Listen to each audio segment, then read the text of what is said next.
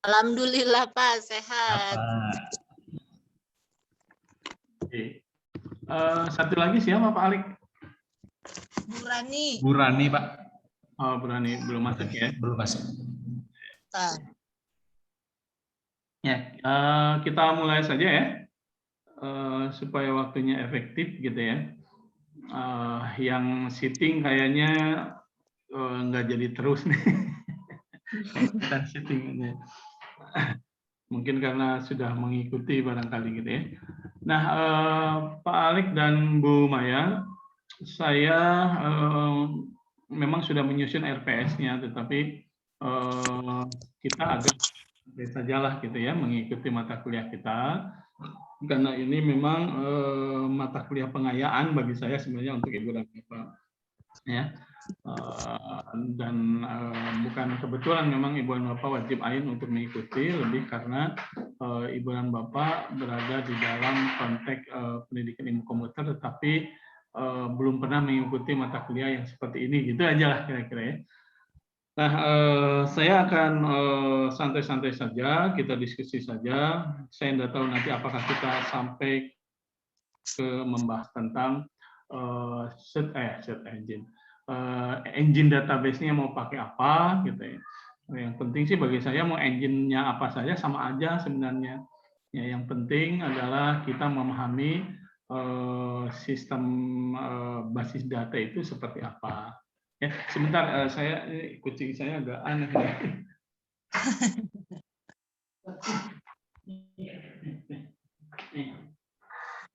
Jangan keluar, jangan keluar. Jangan keluar, boleh. Nah, hari ini saya coba bawakan ke Ibu dan Bapak ini untuk diskusi kita ini, supaya kemudian ada bahan menjadi jauh lebih mengerti tentang basis data. Ya. Jika ada yang mau ditanyakan, langsung aja ditanyakan, karena kita makan sedikitan, jadi asik-asik sajalah gitu, nggak usah terlalu formal gitu ya. Nah, sebagian dari Ibu dan Bapak kemarin saya mau tanya dulu, ikutan ini webinar kemarin? Ikut Pak. Ada yang mau dikonfirmasikan? Sudah pernah dapat kali gitu ya apa yang dimaksud dengan CT, computational thinking? Kebetulan dikuatkan lagi ada mata kuliahnya Pak bersama Pak Lala. Iya betul. Ada Pak Lala di mata kuliahnya computational thinking. Oke, jadi mestinya tidak terlalu sulit memahami, karena kalau di Pak Lala berarti di downgrade, di drilling sampai kemudian contoh soal barangkali gitu ya. Nah, tapi intinya nanti Ibu dan Bapak, karena Ibu dan Bapak dari S2 Pendidikan Ilmu Komputer, jika kemudian di antara Ibu dan Bapak ada yang menjadi praktisi pendidikan, maka Siti itu merupakan titipan kepada penggiat pendidikan, agar sedemikian rupa mampu memberikan cara berpikir komputasional untuk generasi muda kita. Ya. Karena tidak sedikit yang berpikirnya langsung shortcut gitu. Nah, kemarin saya pikir saya mendapatkan pertanyaan luar biasa dari seorang guru kan ya, guru dari Sulawesi kalau nggak salah. Sampai saat ini saya masih ingat, karena pertanyaannya luar biasa bagi saya, yaitu apa bedanya Siti dengan berpikir biasa?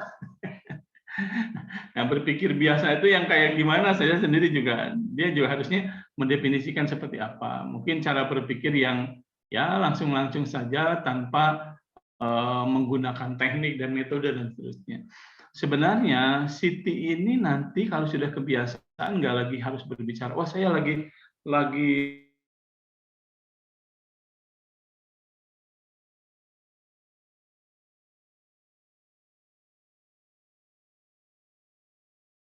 di pendekatan akademik, maka proses yang diutamakan, sehingga tahapannya seperti apa, langkahnya harus seperti apa yang harus diperhatikan, itu menjadi poin penting ketika kita berdiskusi dari sisi akademik gitu ya. Nah, kemarin saya contohkan, nggak tahu nih bisa nyambung atau tidak dengan Bapak yang bertanya kemarin. Jadi saya sampaikan bahwa berpikir biasa itu contohnya adalah ketika Bapak di Sulawesi bertelepon ke saya, Pak, saya lagi mau berangkat nih ke Bandung lewat pakai pesawat sekitar 2 jam lah kalau nggak salah, 2 jam atau 2 jam setengah lah gitu ya. Ke Bandung kira-kira hujan nggak? Kalau di sana hujan, saya mau bawa jas hujan juga nih, pertanyaan sederhana. Dan saya nggak harus menggunakan computational thinking, butuh data, compare kontrak dan seterusnya, nggak usah tuh. Lihat aja di luar. Sekarang ini ke 2 jam nggak terlalu lama, kali bisa langsung ngejawab kan, hujan atau tidak. Mungkin itu yang dimaksud dengan berpikir biasa. Tapi kalau pertanyaannya 2 minggu atau bulan depan saya mau ke Bandung, kira-kira musim hujan nggak? Karena akan berpengaruh ke mekanisme kerja saya atau kemudian cara saya memanfaatkan waktu di Bandung. Akan hujan nggak? Nah itu berarti pertanyaannya nggak bisa langsung main sebut kan ya?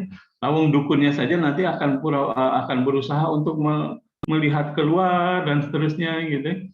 Nah kalau kita yang terbiasa memanfaatkan data dalam memutuskan, maka kita akan berusaha untuk mencari data, dekomposisi dulu, lalu kemudian pattern recognition. Kalau dalam 1 minggu, Senin sampai Minggu, ternyata hujan 1 hari, itu berarti secara keseluruhan patternnya adalah hujan.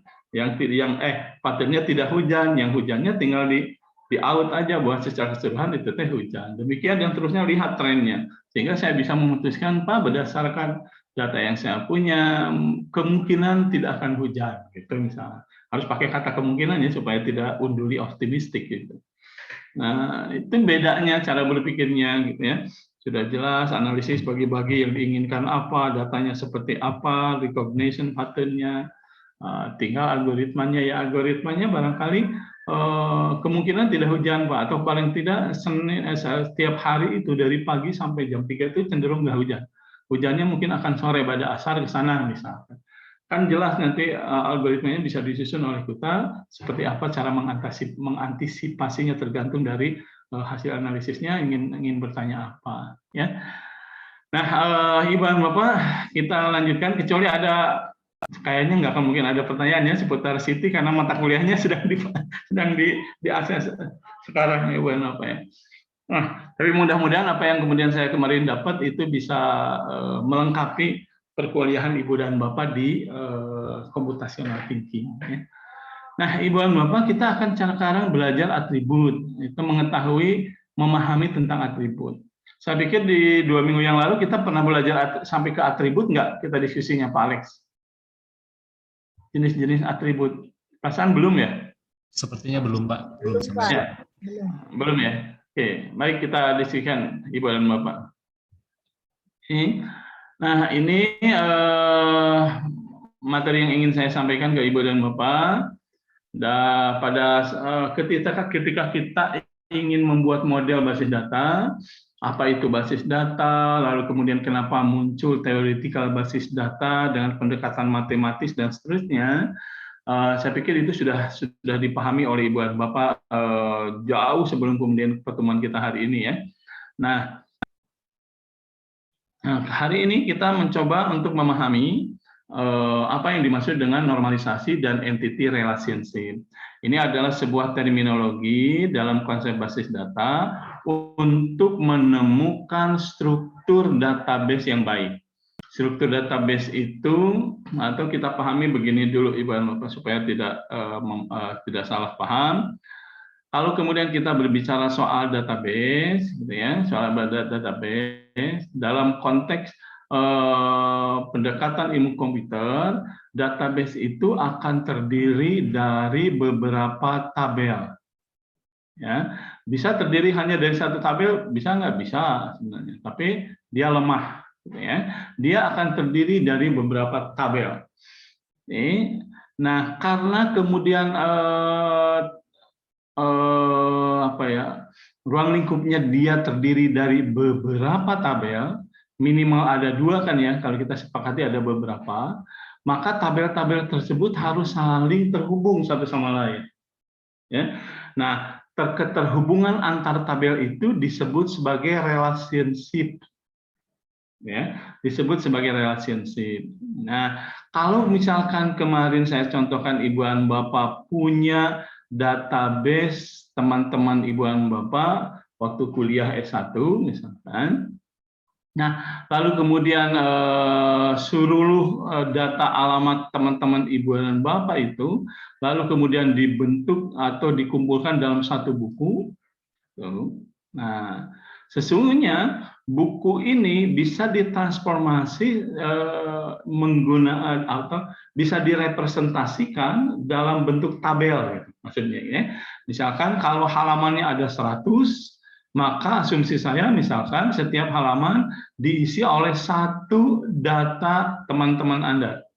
Ya, teman-teman Ibu dan Bapak, ini satu data satu halaman. Jadi kalau kemudian bukunya ada 100, istuning berarti di dalamnya ada 100 data teman-teman kita. Ya. Nah, setiap kemudian data dalam satu halaman itu sesungguhnya akan terdiri dari atributnya. Atribut teman-teman Anda itu didekomposisi oleh Ibu dan Bapak menjadi apa? Misalkan menjadi nama, ya kan, Ibu dan Bapak larinya ke sana ya. Terus kemudian tempat tanggal lahir supaya kemudian suatu saat bisa mengontak dia sekedar untuk mengucapkan selamat ulang tahun terus wassalam aja gitu. Nah, lalu kemudian mungkin ada nomor HP itu, nomor HP, nomor telepon. Lalu kemudian di sini mungkin ada email dan seterusnya sampai ke hobi, kata-kata mutiara, naon lah bukan nama yang diisi.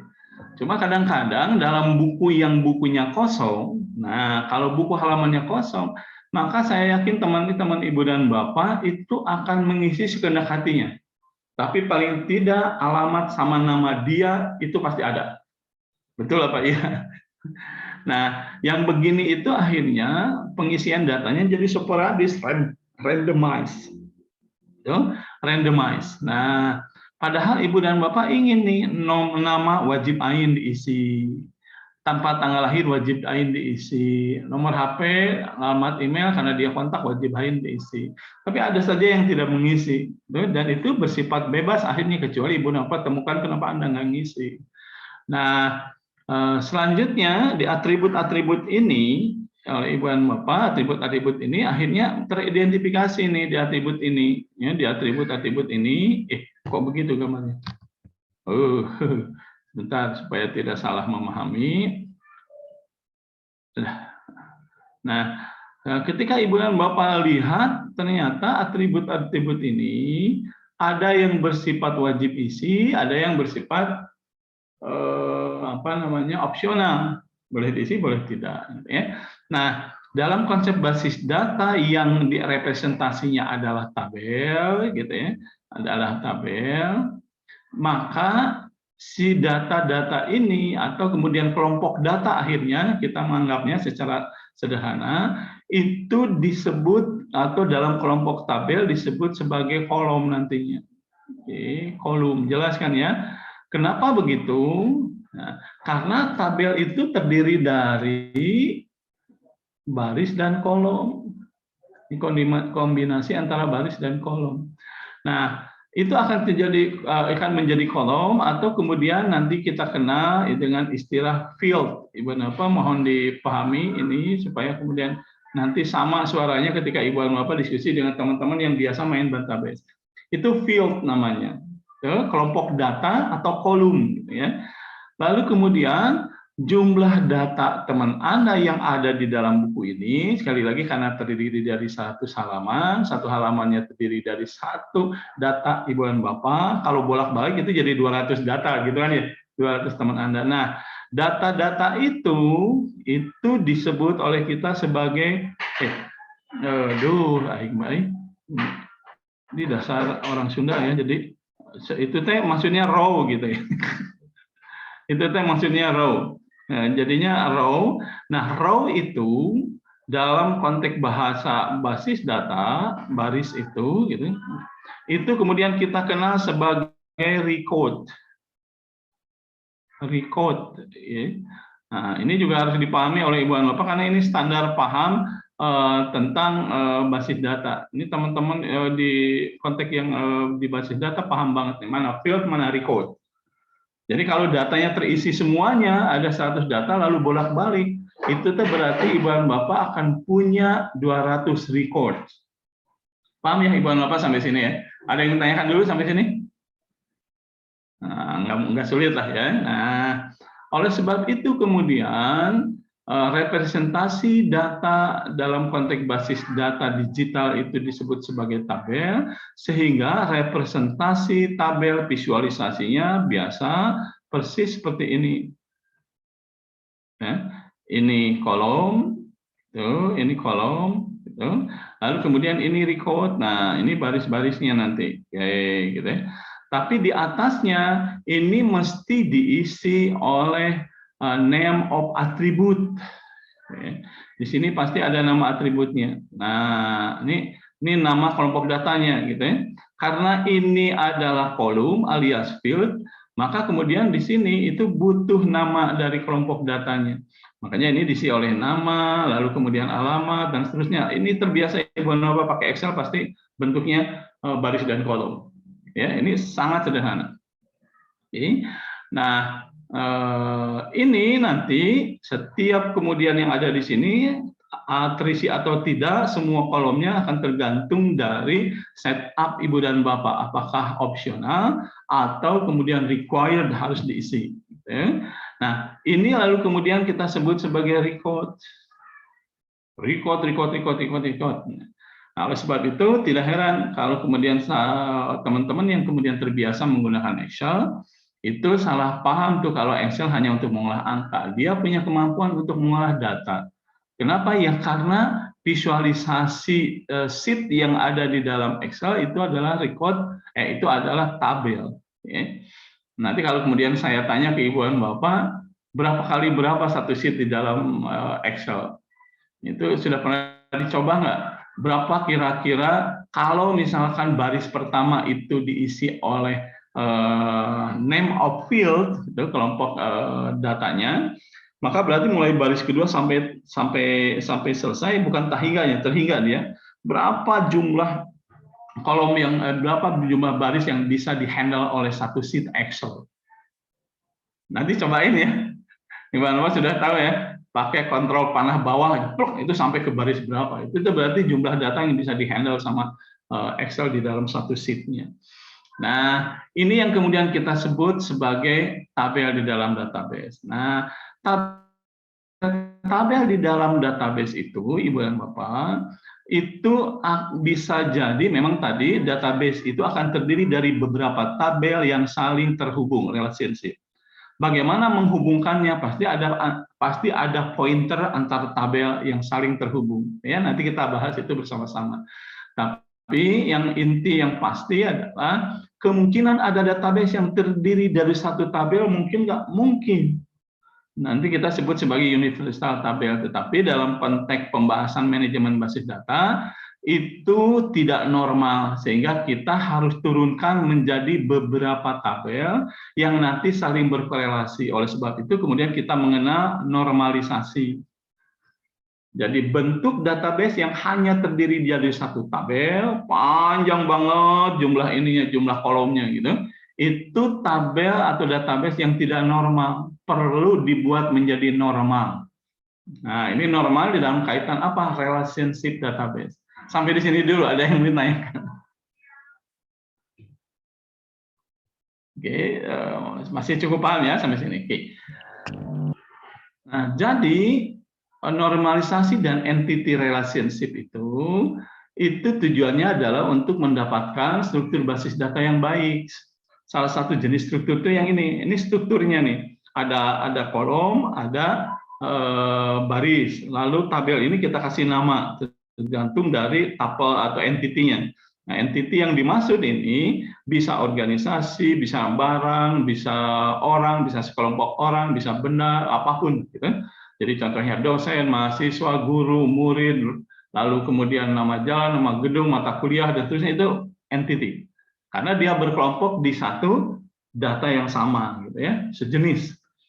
Nah, efisiensi dalam penggunaan ruang penyimpanan menjadi arah dari dibentuknya database yang normal, sehingga kita tahu relationship-nya seperti apa. Lalu kemudian efisiensi dari sisi time proses yang dibutuhkan pada saat akses data. Nah, Ibu dan Bapak mungkin merasa tabel yang satu tabel saja itu bisa sangat mudah mencari data, gitu. Tetapi nanti ada persoalan di dalam ruang penyimpanan yang ada duplikasi sesungguhnya nantinya. Jadi contohnya gini, Ibu dan Bapak. Jadi kalau Ibu dan Bapak bikin buku yang isinya data teman-teman Anda, lalu misalkan Anda ideal, di sini sudah dituliskan ada nama, tempat tanggal lahir, sampai kemudian alamat gitu ya. Nah, maka Ibu dan Bapak akan menemukan hal yang redundan. Jika dari 200 orang itu setengahnya tinggal di Bandung, maka tulisan Bandung itu akan ada beberapa kali di sini.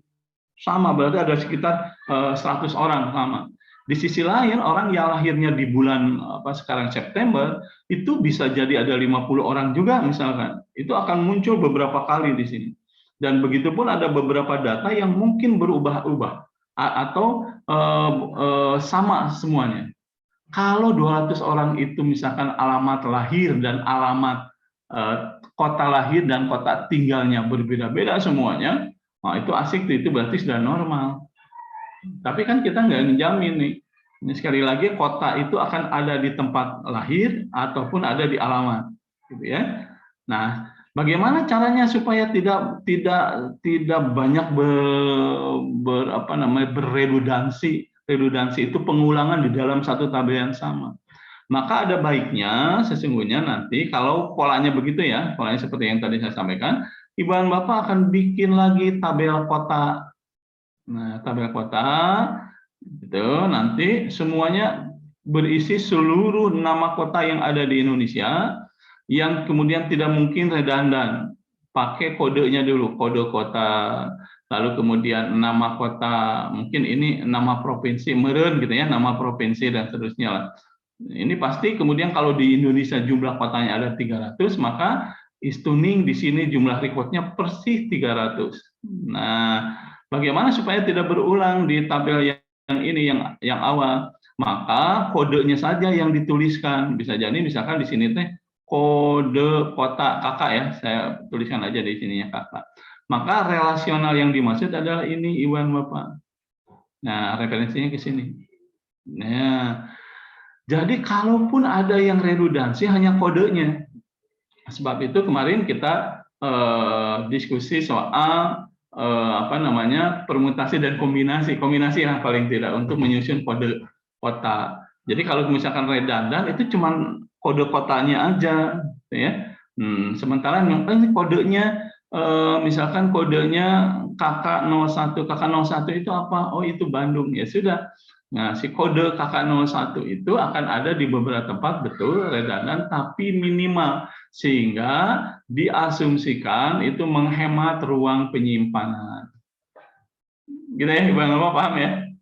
Supaya tidak redundansi itu begitu. Nah, lalu kemudian berikutnya adalah mudah untuk melakukan manipulasi data. Manipulasi yang dimaksud itu adalah penyajian data kembali. Misalkan, coba saya pengen tahu berapa orang sih orang yang lahirnya, teman-teman saya dari 200 itu yang tempat lahirnya di Bandung. Gitu. Itu kan jadi asiknya, tampilkanlah semua semua tempat lahir dari teman-teman saya yang kodenya sama dengan kode yang ada di tabel ini, misalkan KK01 Bandung.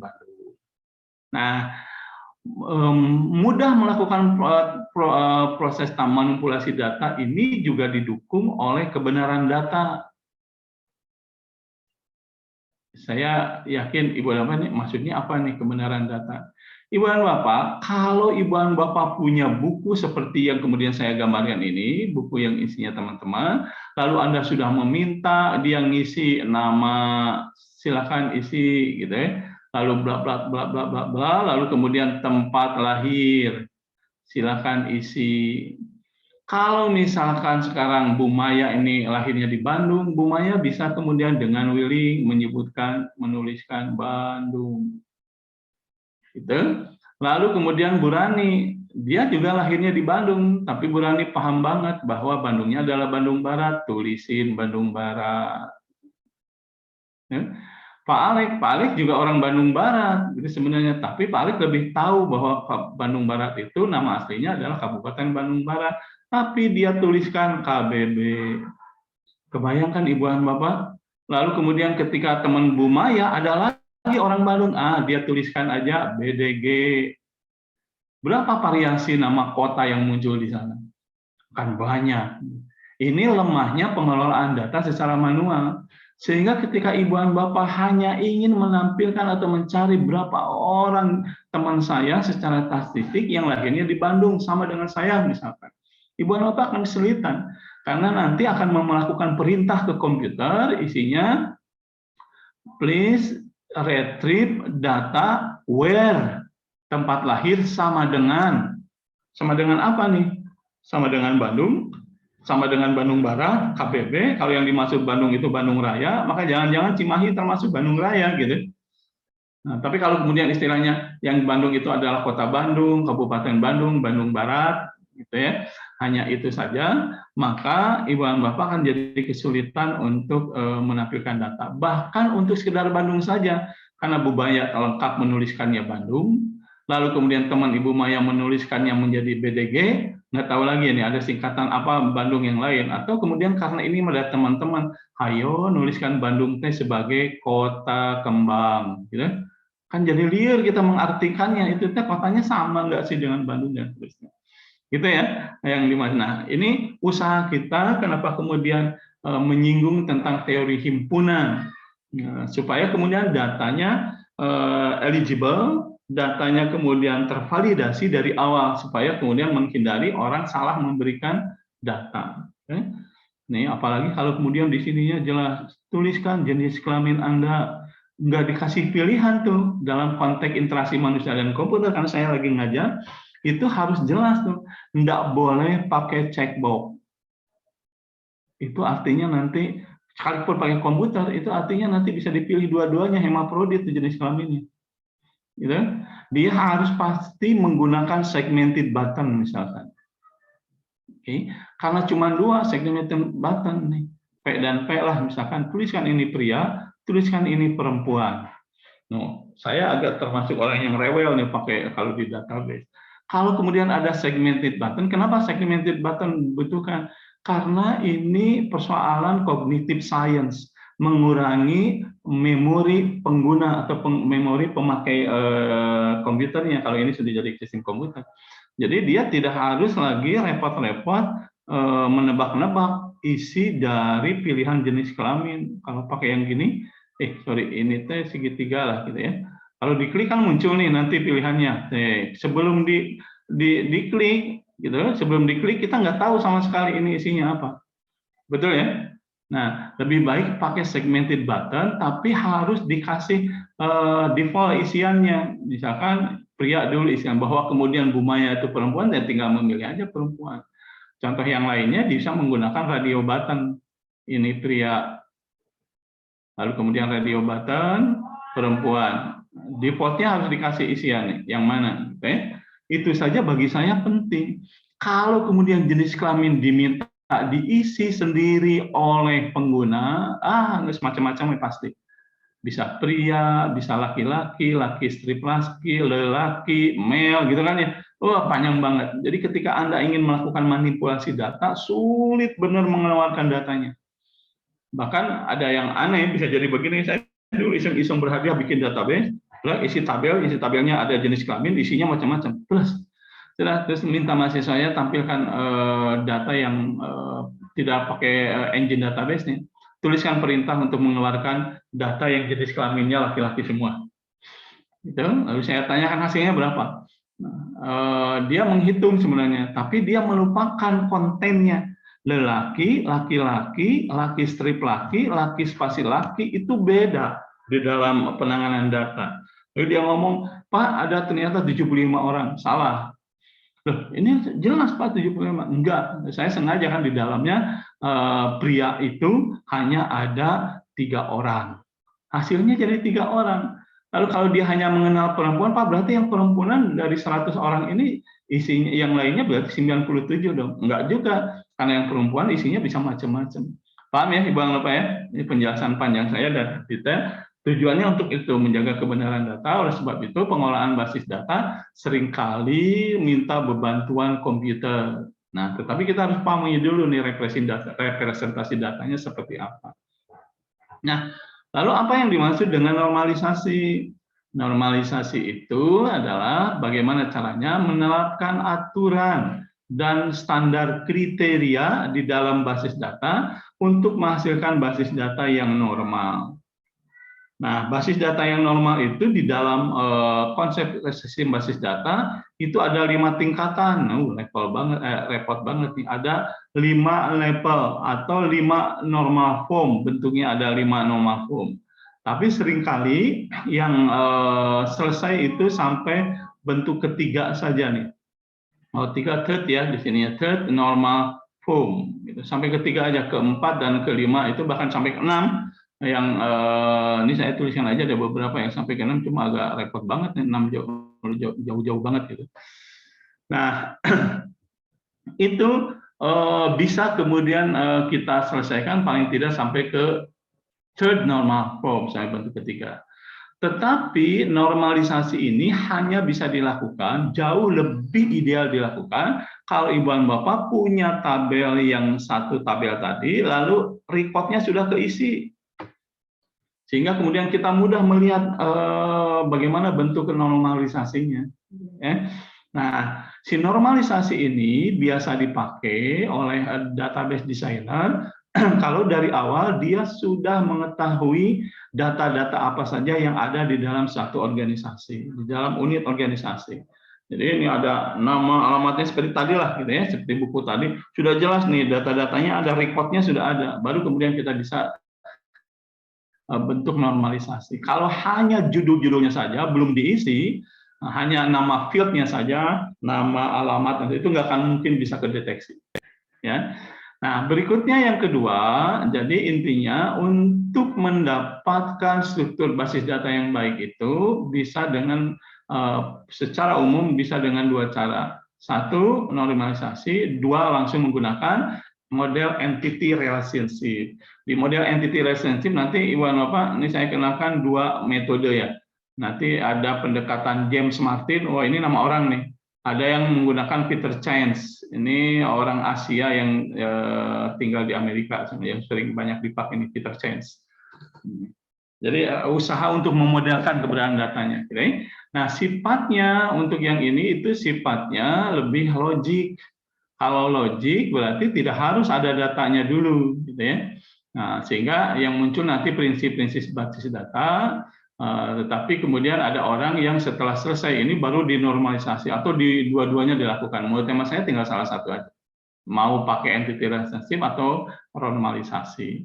Banyak orang yang langsung akhirnya pada bentuk model entity relationship hanya karena kemudian dia tahu normalisasi itu seperti apa. Ya, sampai di sini ada yang menanyakan dulu, Ibu dan Bapak, silakan. Nanti saya kalau ngebahas satu slide bisa lama, jadi bisa jadi keluar dari topik RPS sendiri yang sudah saya rencanakan, nggak masalah ya. Yang penting kita paham, gitu ya. Begitu, Ibu dan Bapak, ada yang menanyakan, silakan. Mangga Bu Dani, suaranya nggak ada. Ah, silakan. Ada. Assalamualaikum Pak, maaf bertanya yang tadi saya kurang paham yang maaf ya model entity relationship yang itu yang menerapkan model logic basis data itu tadi saya kurang menyimak Pak, maaf. Yang mana ya? Kalau yang normalisasi udah paham itu pengkodean ya Pak intinya Mas. Kalau yang itu tadi apa ya, maaf ya Pak, bisa dijelaskan lagi. Pak, Assalamualaikum.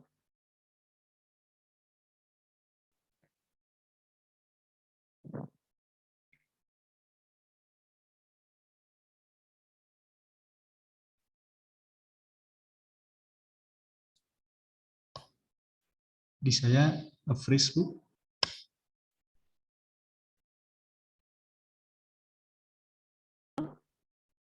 Ada suara saya Pak? Ada Bu, tapi bapaknya sepertinya ini. Oh,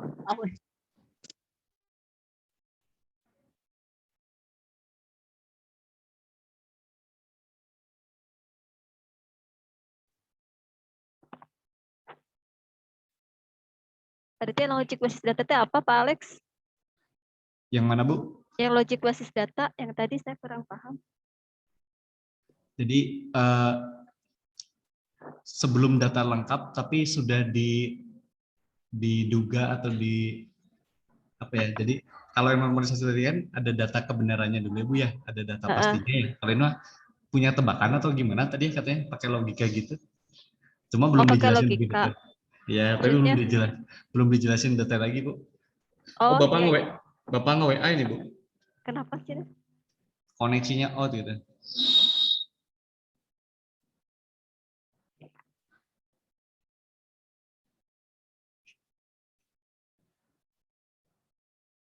Di saya dari tadi agak patah-patah Bu.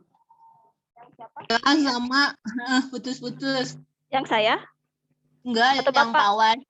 Yang Bapak. Oh iya, pantas putus-putus.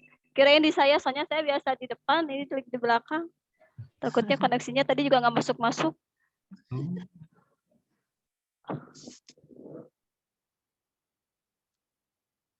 Duh, saya tadi salah ngomong nggak ya?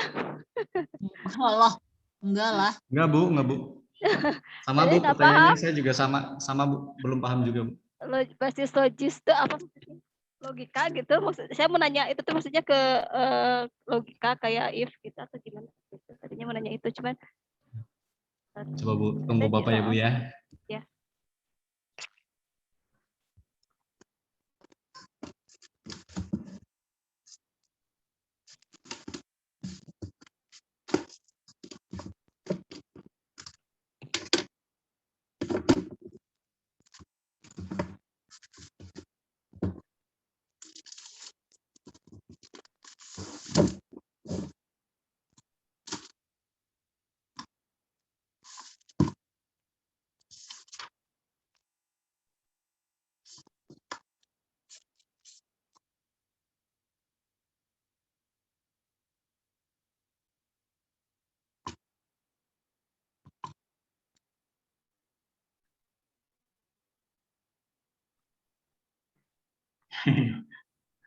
Sudah muncul lagi ya? Nih, mohon maaf nih.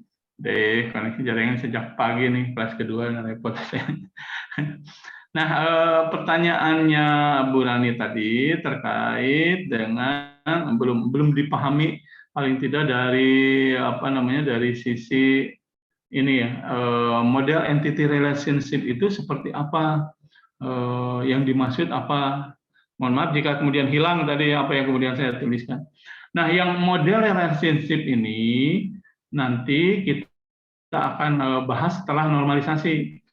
Jadi ada model dengan pendekatan James Martin, ada yang kemudian dengan pendekatan Peter Chen. Okay. Mungkin Ibu dan Bapak pernah melihat model entity relationship diagram atau kemudian istilahnya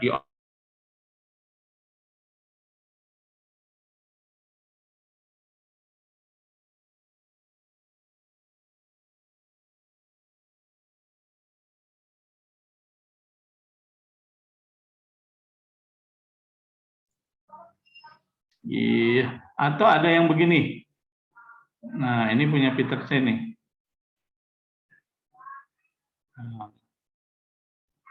Pernah lihat yang begini nggak?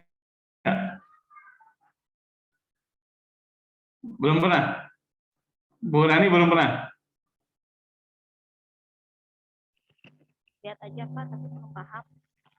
Ya nggak apa-apa. Yang penting mah pernah lihat aja dulu. Pernah lihat aja dulu ya, Maya dan Pak Alex. Nah, ini yang akan kita bahas nanti. Jadi ini representasi logik basis data yang akan kita bikinkan atau simpan di komputer. Nah, sehingga kan memang bentuknya sudah tidak lagi dalam bentuk manual, dalam buku, dokumen-dokumen dasar, tapi ini sudah tersimpan di dalam database, gitu ya. Maka keberadaannya harus divisualisasi, divisualisasi.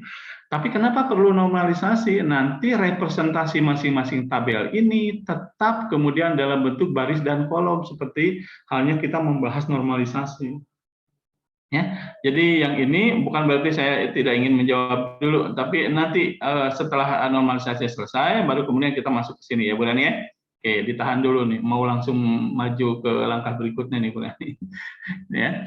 Oke, kalau begitu, kalau tidak ada pertanyaan yang terkait dengan slide ini, saya lanjutkan dulu ya slide.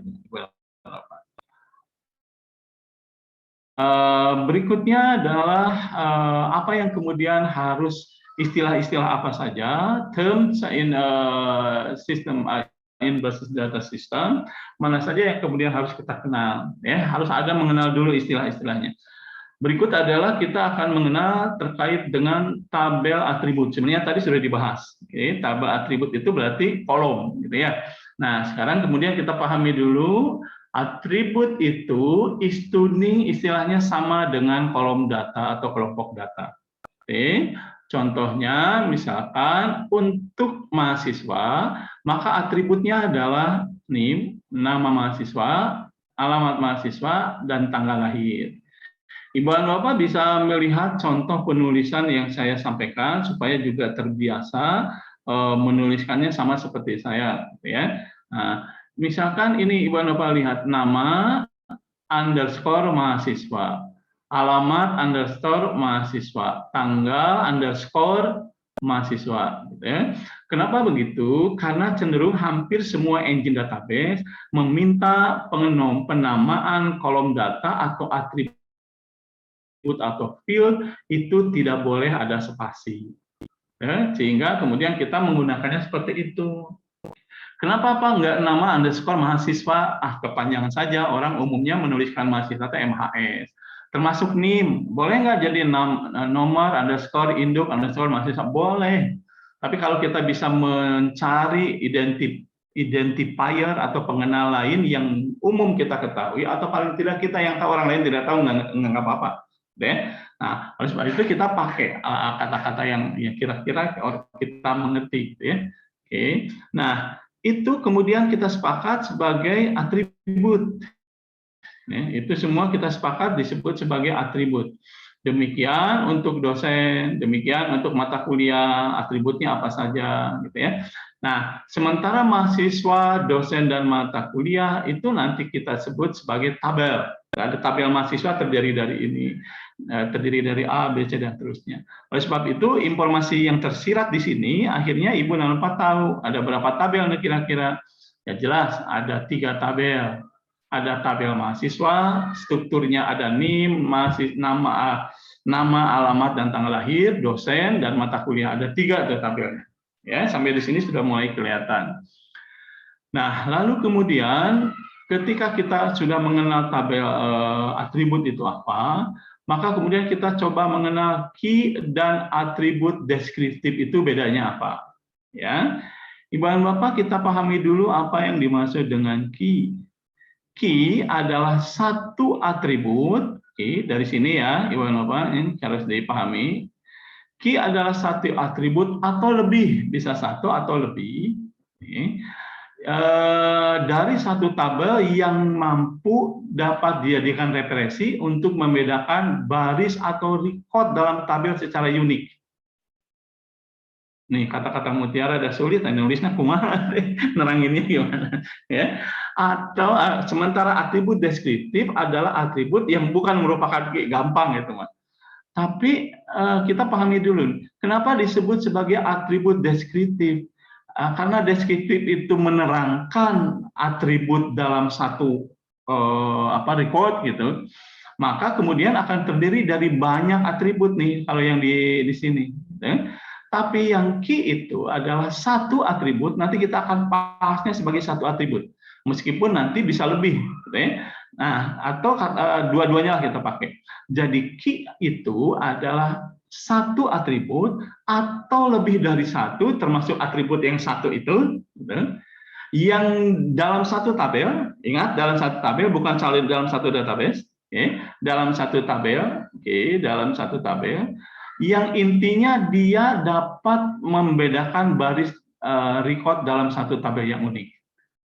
gitu, secara unik tadi. Contoh misalkan, oke, contoh di tabel mahasiswa, jadi yang atas coba dilihat yang ini, nah, tabel mahasiswa, tabelnya mahasiswa, lalu kemudian kita cari nih key atribut satu atau lebih yang berasal dari satu tabel yang mampu menjadi pointer untuk membedakan satu record dengan record yang lainnya. Kalau misalkan saya punya NIM, nama, alamat, dan tanggal lahir, kira-kira key-nya apa? Yang NIM. Iya, yang NIM berarti. Selain NIM, apalagi? Karena konon katanya key itu lebih dari satu boleh.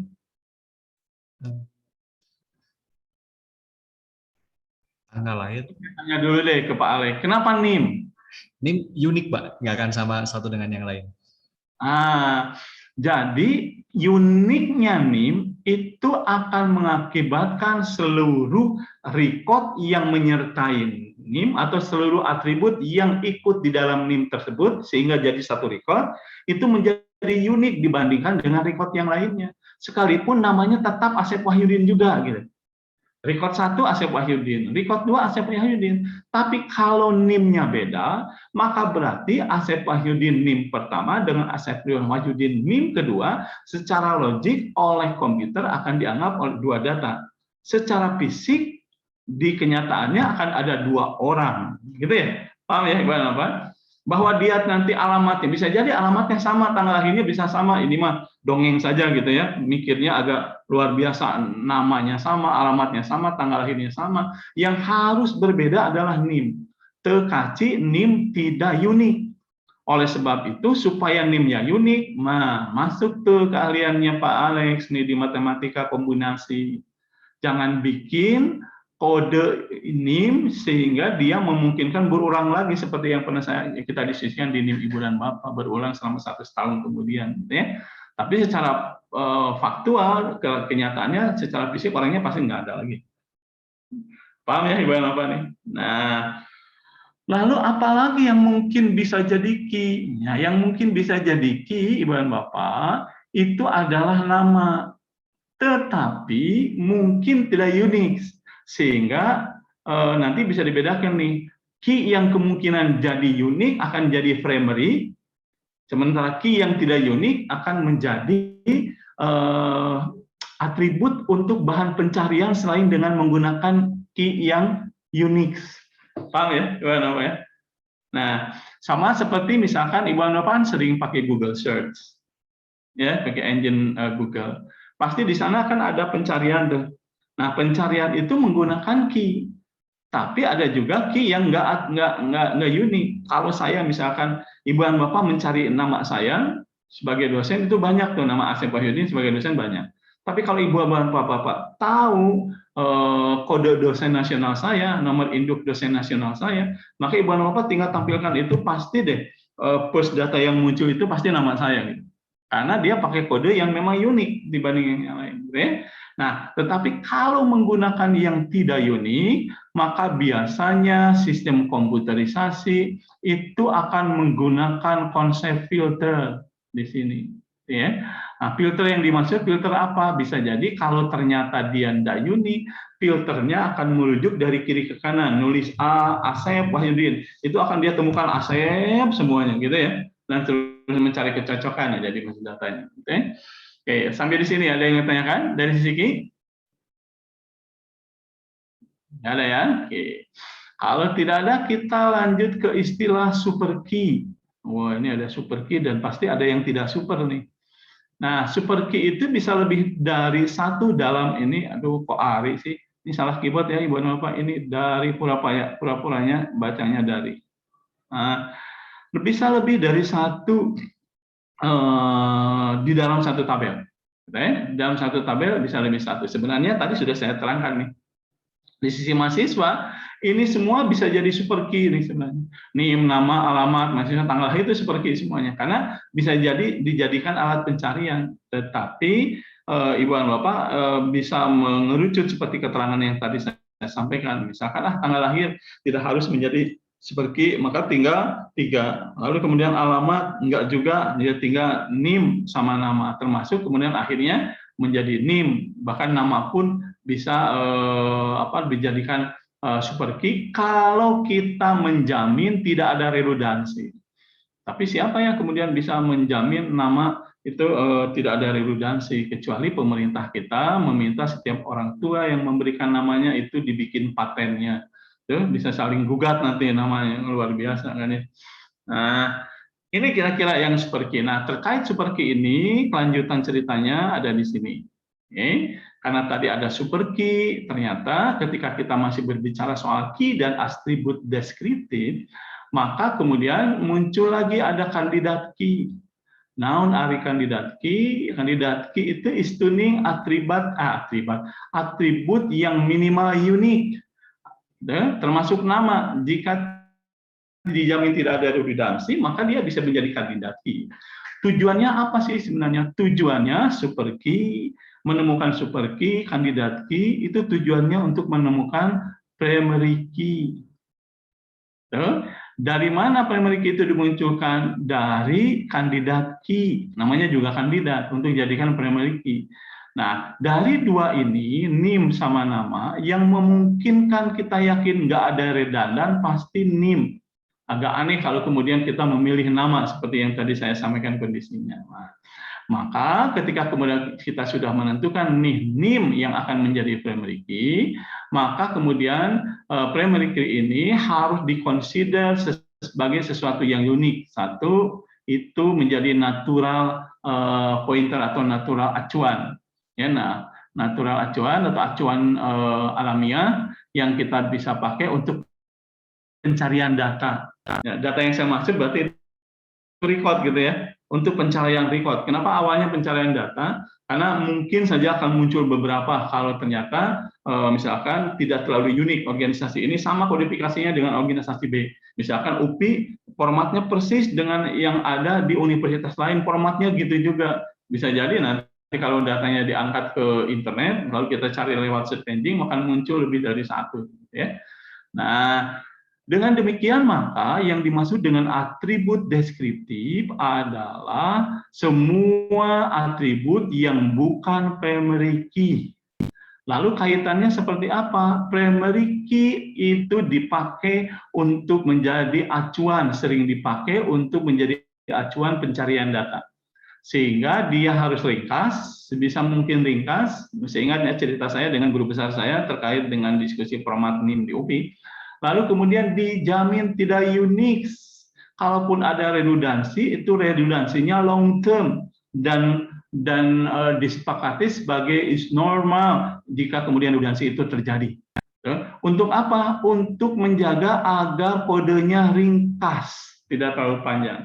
Kalau panjang-panjang kene atau percuma berarti penyimpanannya akan terlambat juga. Tetapi permutasi dan kombinasi membolehkan panjang sebenarnya. Gitu ya.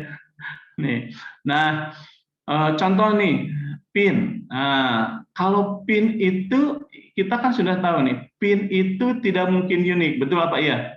PIN di dalam ATM maksud saya, ya itu tidak unik.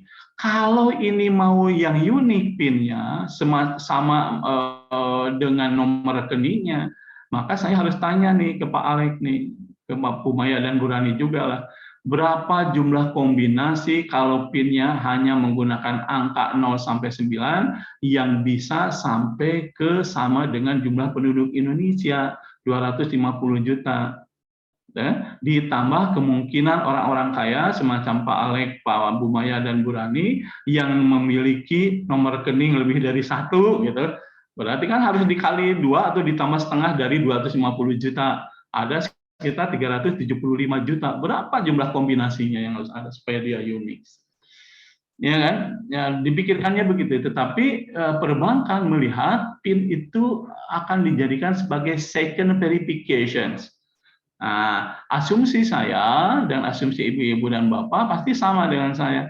Kok bikin ini sebentar.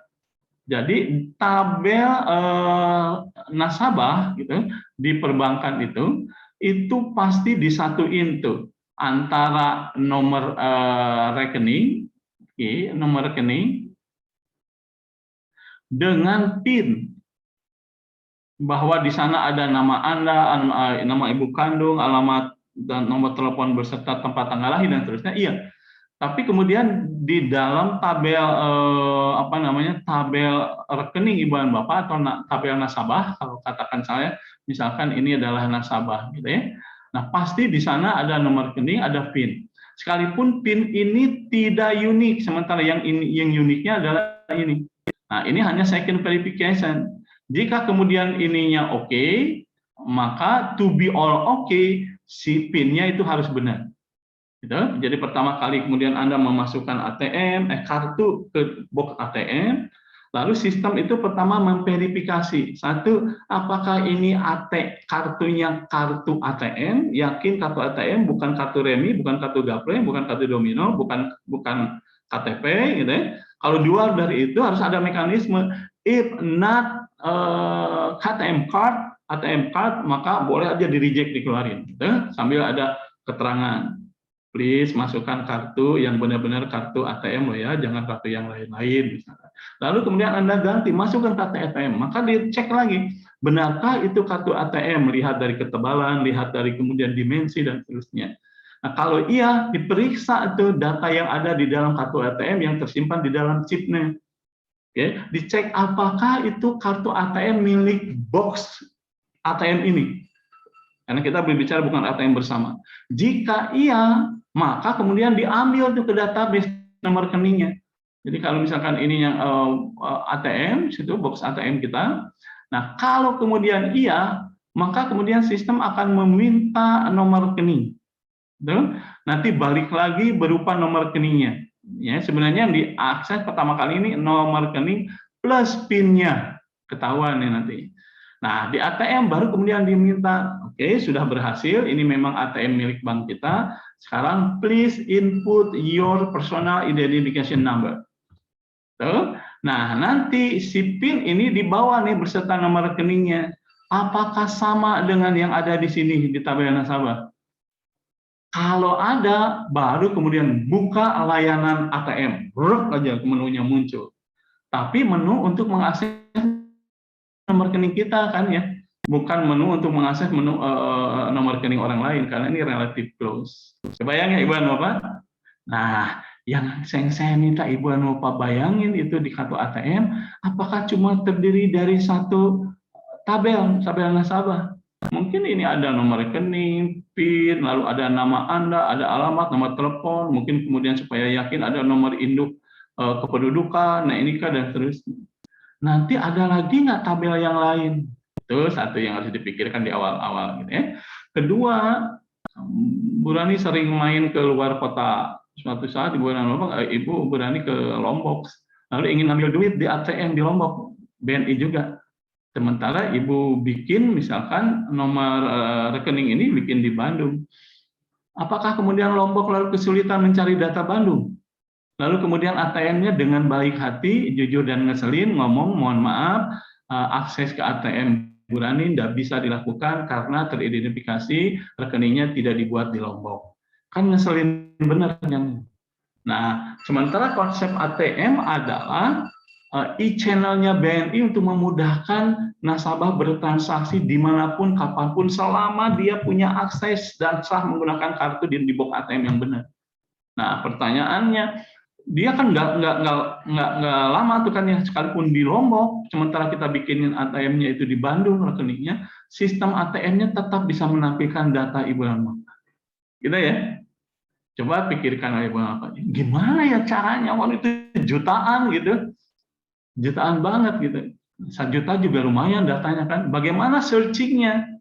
Kok bisa langsung? Oleh sebab itu, kemudian kita mengenal apa yang dimaksud dengan primary key yang bisa dijadikan sebagai acuan. Apa itu? Ya nomor rekening kita. Mohon maaf nih kalau saya sombong. Beberapa kali diminta jadi pembicara di webinar, selalu saya tunggu berita yang menyusahkan tapi senang. Apa itu?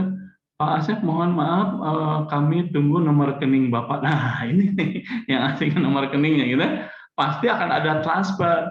Dan saya yakin tidak akan kemana-mana, entah kemudian bagaimana, tetapi setiap perbankan mempunyai kodifikasi nomor rekening yang khusus.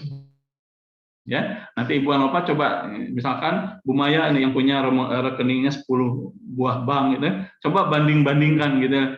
Ini Bank Mandiri samakah dengan BCA, samakah dengan BNI. Kalau sama-sama saja luar biasa tuh anehnya nanti ya. Bisa dibobol nih sama orang yang lebih pintar dari kita terkait database. Nah, apa yang tadi disebutkan sesungguhnya melulu hanya bermain di konteks menemukan primary key. Lalu kemudian bagaimana caranya memilih primary key yang benar-benar unik, dan uniknya itu menjadi sesuatu yang khusus yang harus dipikirkan secara secara luar dalam lah, ingin berkata secara menyeluruh gitu ya. Luar dalam itu begini, ketika kemudian saya ingin membuat kodifikasi nomor rekening nasabah, tapi kita harus tahu bahwa kita bukan pemain satu-satunya perbankan di Indonesia. Maka berarti kita harus tahu tuh tidak sulit untuk mencari format nomor rekening di bank yang lain, gitu ya. Kecuali kita adalah bank pertama di Indonesia, nggak sengaja kita aja bikinnya supaya orang lain menjadi hasil desain kita menjadi validator atau pembanding untuk teman-teman yang lain. Paham ya? Ini jadi tidak mudahnya gitu. Nah, oleh sebab itu saya pikir Ibu Anopa sudah memahami bahwa sistem basis data dari sisi atribut sampai kemudian menemukan primary key itu tidak murni pembelajaran IT, tapi ada konsep matematik dan statistik nanti yang ada di sana. Sampai di sini ada yang bertanya?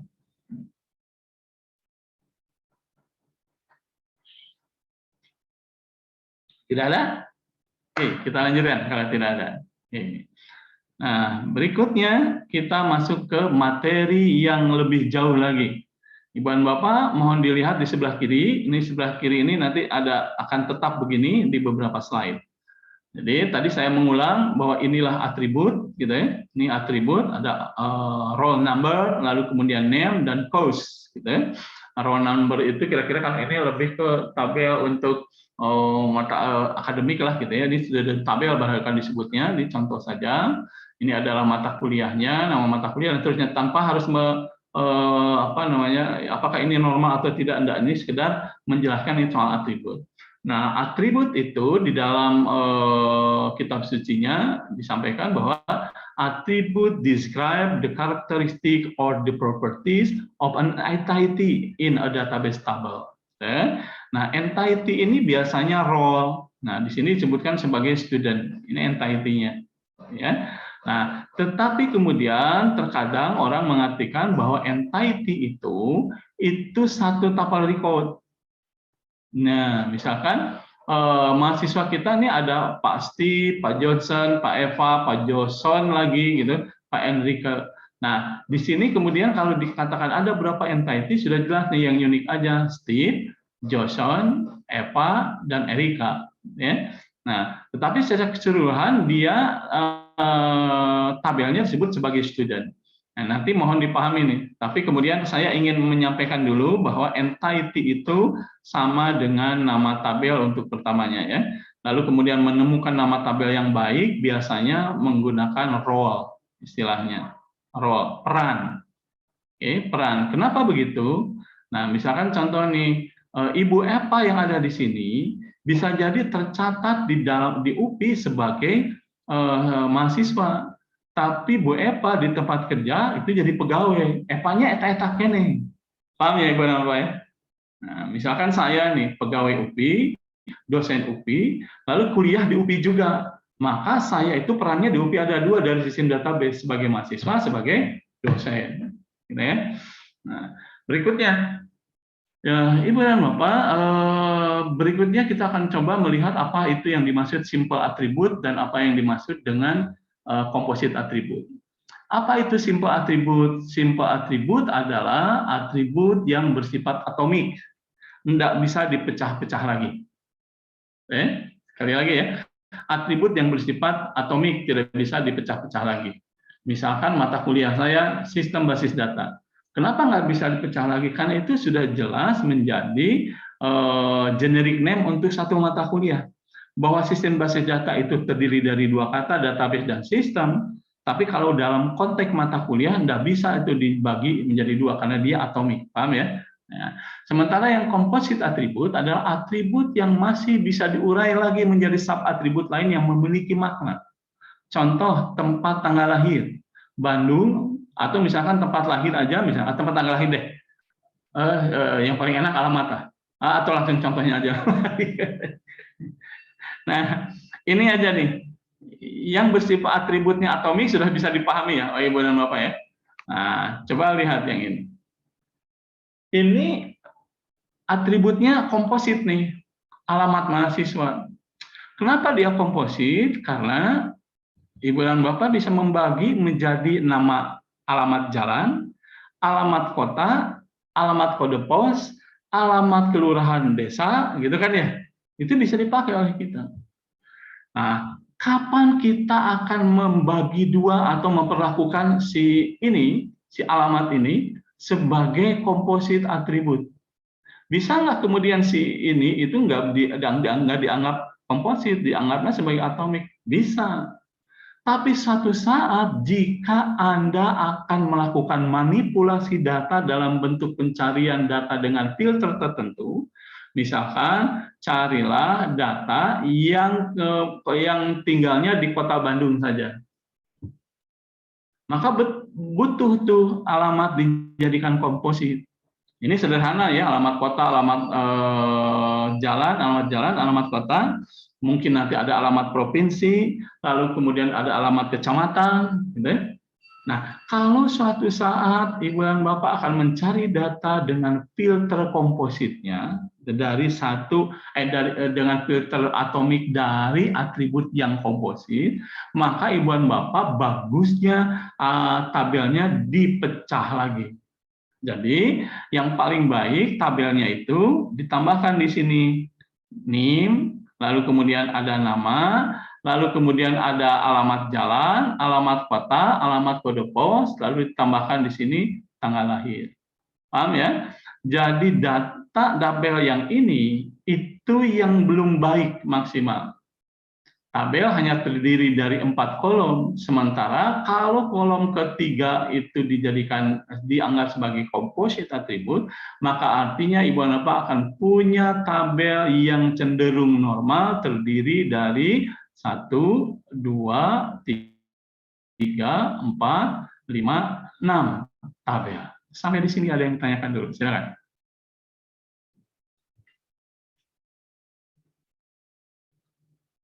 Ada yang mengusulkan ditambahkan lagi yang kira-kira mana sih yang bisa jadi atribut lagi? Ada yang bisa dijadikan sebagai komposit atribut. Boleh?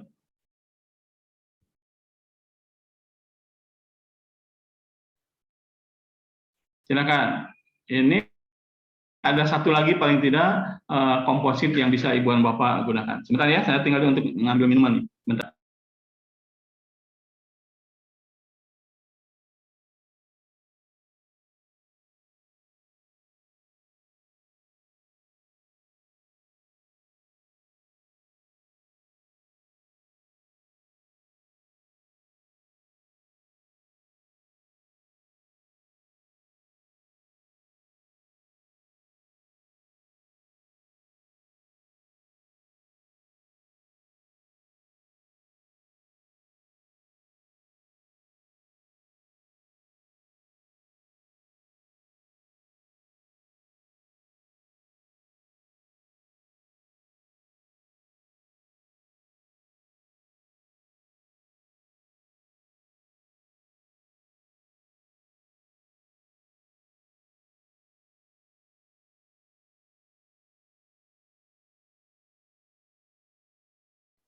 Bagaimana Ibu dan Pak? Ada yang ditemukan?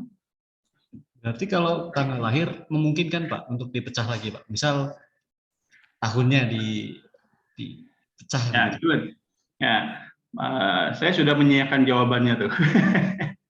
Ya. Nah, kalau yang ini tipe data khusus, ya tanggal itu tipe data khusus. Saya harus sebutkan juga dari sini atribut khusus lah gitu ya, atribut khusus. Date atau time itu atribut khusus. Nah, kenapa disebut atribut khusus? di dalam tipe data engine database apapun selalu ada tipe data date dan tipe data time. Nah, ini biasanya kalau di bahasa pemrograman menggunakan komponen yang kemudian disebut sebagai picker. Ini mohon maaf nih, tulisannya harusnya benar nih, picker. Picker. Picker itu picker.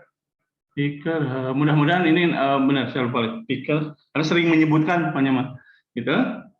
Jadi ada date picker, time picker. Makanya kemudian ketika ibu dan bapak mendapatkan barang isian, misalkan tanggal harus diisi oleh ibu dan bapak. Biasanya tanggal ini gitu kalau diisi, klik gitu, itu akan muncul tuh ininya pickernya. Nah, ibu dan bapak tinggal pilih aja nih, ya kan? Tinggal pilih aja nih. Ini tanggal 1, 2, 3, 4 dan seterusnya nanti tabel dalam bentuk tabel tapi dia tanggal. Paham ya? Gimana? Suka sering nggak dapat itu? Nah, lalu kemudian dimasukkan plak, itu akan muncul di sini. Nah, tapi betul apa yang disampaikan oleh Pak Alex, sesungguhnya tanggal itu juga sebenarnya komposit atribut. Hanya saja karena dipahami itu umum banyak dipakai, sehingga ada tipe data khusus, date and time, yang memungkinkan komposit atribut dalam bentuk pencarian, seleksi, filter, dan seterusnya, itu menggunakan operasi data tanggal dan operasi data time. Sehingga jika kita ingin mengambil tanggalnya saja, ada month-nya saja, ada tahunnya saja, ada format 2 digit masing-masing, day, garis miring, month, year, oke. Atau month, day, year, oke. Banyak banget di sana. Betul ya, pernah mendapatkan itu kan ya, dari sisi waktu. Waktunya misalkan ada yang 24 jam, 12 jam, berarti ada anti meridian dan ada pas meridian, AM sama PM. Harus dipahami sama kita supaya tidak salah menentukan. Nah, betul, tetapi wayana apa yang kemudian ada di pikiran Pak Alex akhirnya digugurkan karena ada fasilitas picker di dalam bahasa pemrograman dan juga di dalam engine database sehingga dia harus disebut sebagai atomic, tapi sebenarnya komposit. Gitu ya. Oke. Yang lain berarti kan tinggal nim sama nama. Mau tidak mau larinya ke nama gitu ya. Nah, di Indonesia atau di luar negeri dulu. Di luar negeri biasanya nama ini dibagi dua, ada yang first name gitu ya, ada yang last name. Ya, last name. Dulu ada yang juga pakai middle name. Gitu. Middle name ini saya yang dulu pernah ada di Indonesia isian untuk dosen dan tulisan atau apalah, atau saya ingatnya di mana ya, ingatlah gitu ya. Lalu menariknya kenapa itu bikin pusing orang. Kalau nama saya cuma Asep saja, kan gampang ya. Pasti di first name aja. Yang lainnya isi jangan. Orang Indonesia nggak sepugu namanya satu. Ayo, kemudian last name-nya dipikirkan harus diisi. Kalau di sini ada first name, lalu kemudian ada middle name dan last name. Kalau namanya ibu dan bapak yang semuanya dua seperti saya Asep Wahyudin, maka gampang isi first name and last name. Kalau kemudian nama saya 3 digit, Asep Wahyudin Jaya, ya sudah, Asep, middle-nya Wahyudin, ini Jaya di belakang, gitu. Kalau 4, gimana? Asep Wahyudin Jaya sekali. Kumaha caranya? Asep Wahyudin Jaya sekali di last name. Gitu.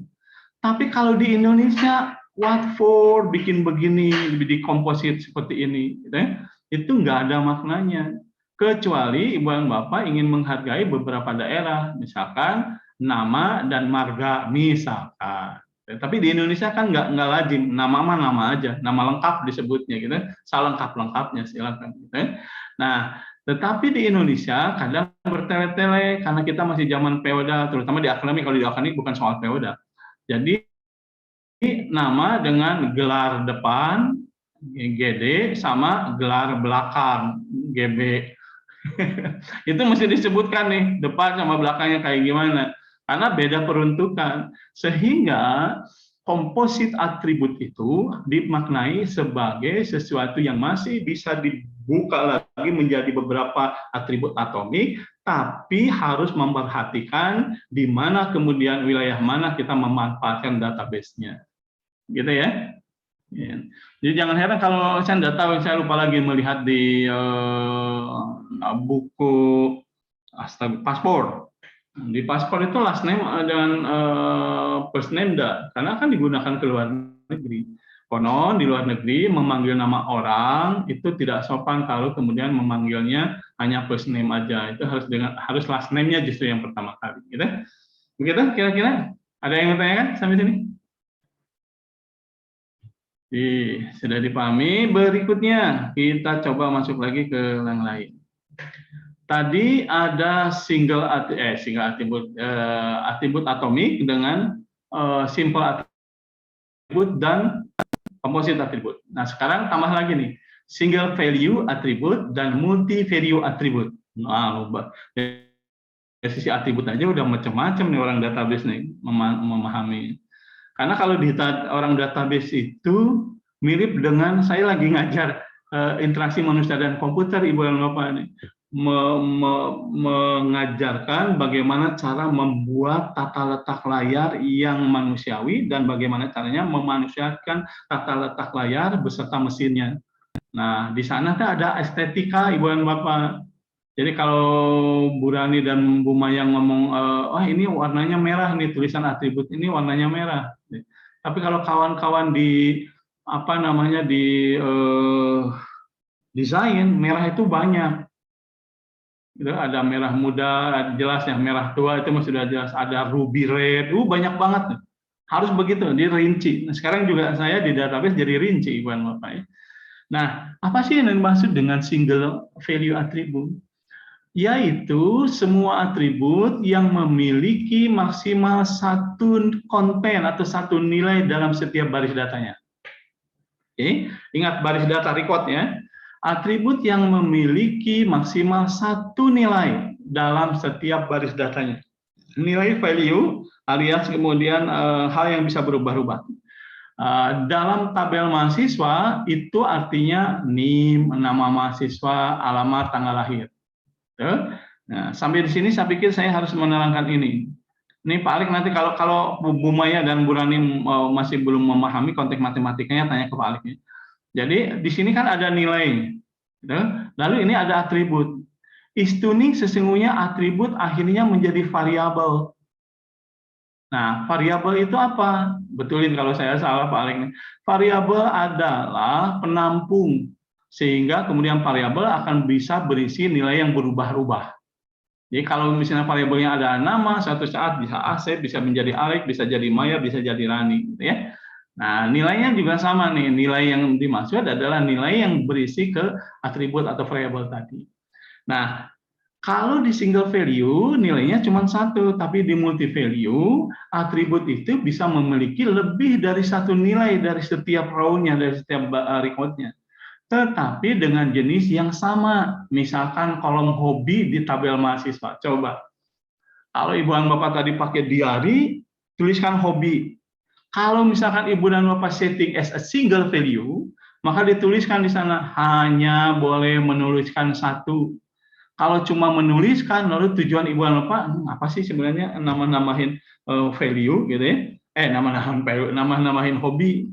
Kalau sekedar sebenarnya mbeh rame, mbeh ayah yang kemudian menuliskan menuliskan hobinya, tapi tidak pernah kemudian dimanipulasi nantinya. Misalkan berapa banyak yang hobinya musik, berapa banyak yang hobinya olahraga yang mana, banyak banget gitu. Maka Ibu dan Bapak bisa meminta mereka untuk menulis hanya satu saja kalau inginnya single value. Berarti dituliskanlah hobi yang paling disukai. Tapi kan orang itu multi value untuk hobi. Bisa jadi kolom hobi dalam tabel mahasiswa itu bersifat multi value, lebih dari satu. Paham ya? Ini gimana cara menyimpan datanya? Kalau dituliskan ya tulis aja, tapi di dalam komputasi gimana cara menulisnya? Nah, ini yang penting dipahami oleh Ibu dan Bapak. Nah, contohnya ini, oke, mana yang multi value Ibu dan Bapak? Waktu ya. Waktunya.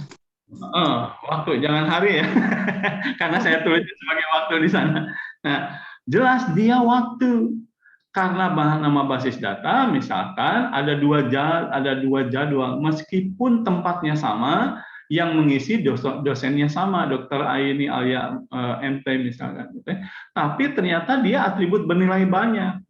Pertanyaannya gimana caranya supaya itu menjadi 2 record? Kan sebenarnya ini 2 record, sepakat atau setuju?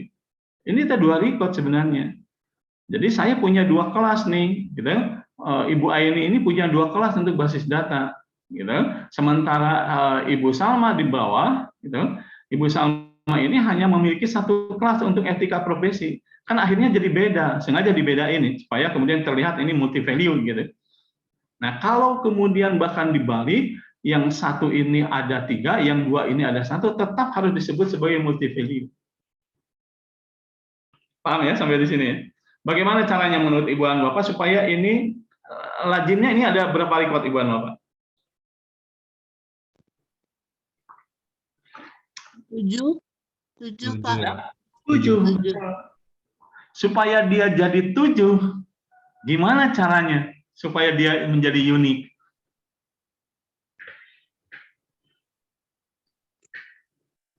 So, keluarkan ilmu matematikanya Pak Alek. Gimana caranya supaya jadi unik ini jadi 7?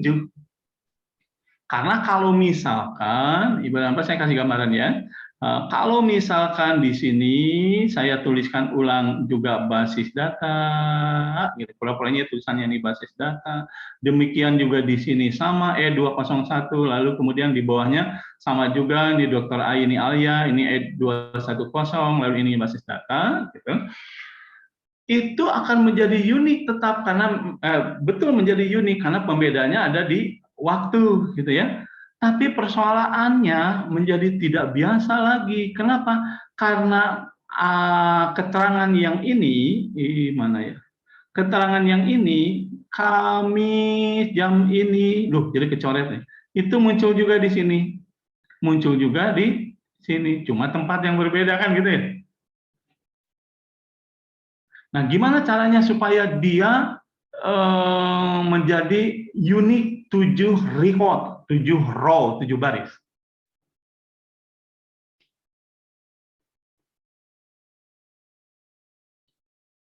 Ayo, gimana caranya? Tambah kolom berarti, Pak. Oke, tambah kolom, betul, tambah kolom. Oke, nama kolomnya? Kolomnya kode apa ya? Jadi basis data ini kan ada 2 sesi. Jadi buatnya nanti basis data 1, basis data 2 kayak gitu mungkin, Pak. Nah, kalau kemudian untuk sisi informasi jadi SI1, SI2 gitu ya. Mungkin seperti itu, Pak. Biar jadi unik kan, Pak. Ya. Nah, tapi apa yang disampaikan oleh Pak Alek benar nih. Tinggal berpikir soal kombinasi dan permutasi untuk memunculkan kode sesi atau kemudian saya ganti aja misalkan kelas. Nah, gitu kan ya. Nah, kelas yang mana nih? Bisa jadi kemudian basis data ini sebenarnya punya kode kelas atau kemudian kode kelasnya dibikin menjadi kombinasi antar kombinasi berreferensi. Ya, seperti kode seperti NIM gitu, ada referensi tahun masuk dan referensi spesialnya apapun ya gitu. Misalkan kalau nggak mau repot, misalkan menggunakan kode tahun masuk lah. Misalkan ini kelasnya kelas khusus jadi nanti bisa berubah-ubah. Misalkan 21 gitu ya. Lalu pasca sarjana itu misalkan P2, P1 itu misalkan S1, P2 itu S2, P2 itu P3 itu S3 dan seterusnya.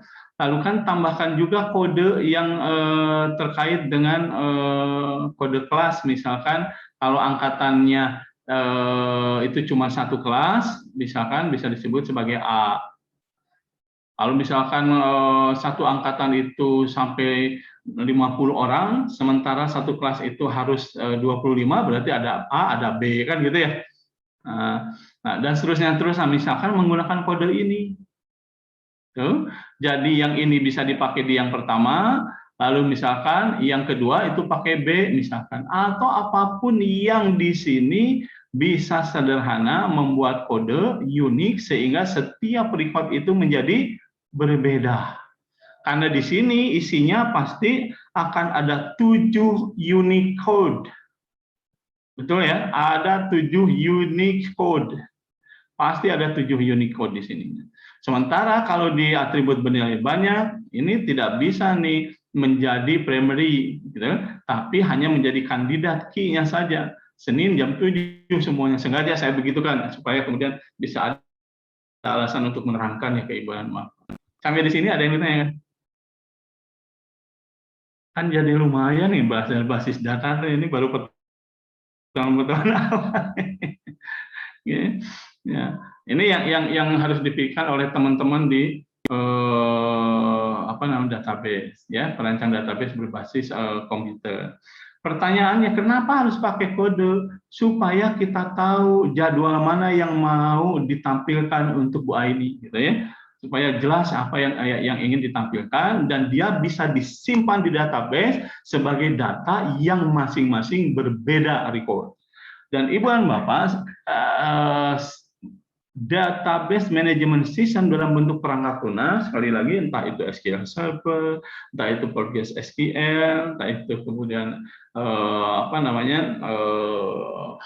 Oracle dan apapun, itu biasanya mereka pintar tuh konsep ininya ditempel di dalam mesin DBMS-nya. Jadi kalau kemudian Ibu dan Bapak masukin data ini, awalnya ada data ini, biasanya kemudian ada database yang ngomong, ini Pak, kalau ketika Anda bikin database, lalu kemudian terkena ada redundancy, sistemnya akan ngomong, Pak, ini redundancy, apakah kemudian akan dibuatkan primary key, gitu. Kalau diiyain, lalu kemudian minta mereka yang bikin, mereka akan bikin primary key dalam bentuk sequential code.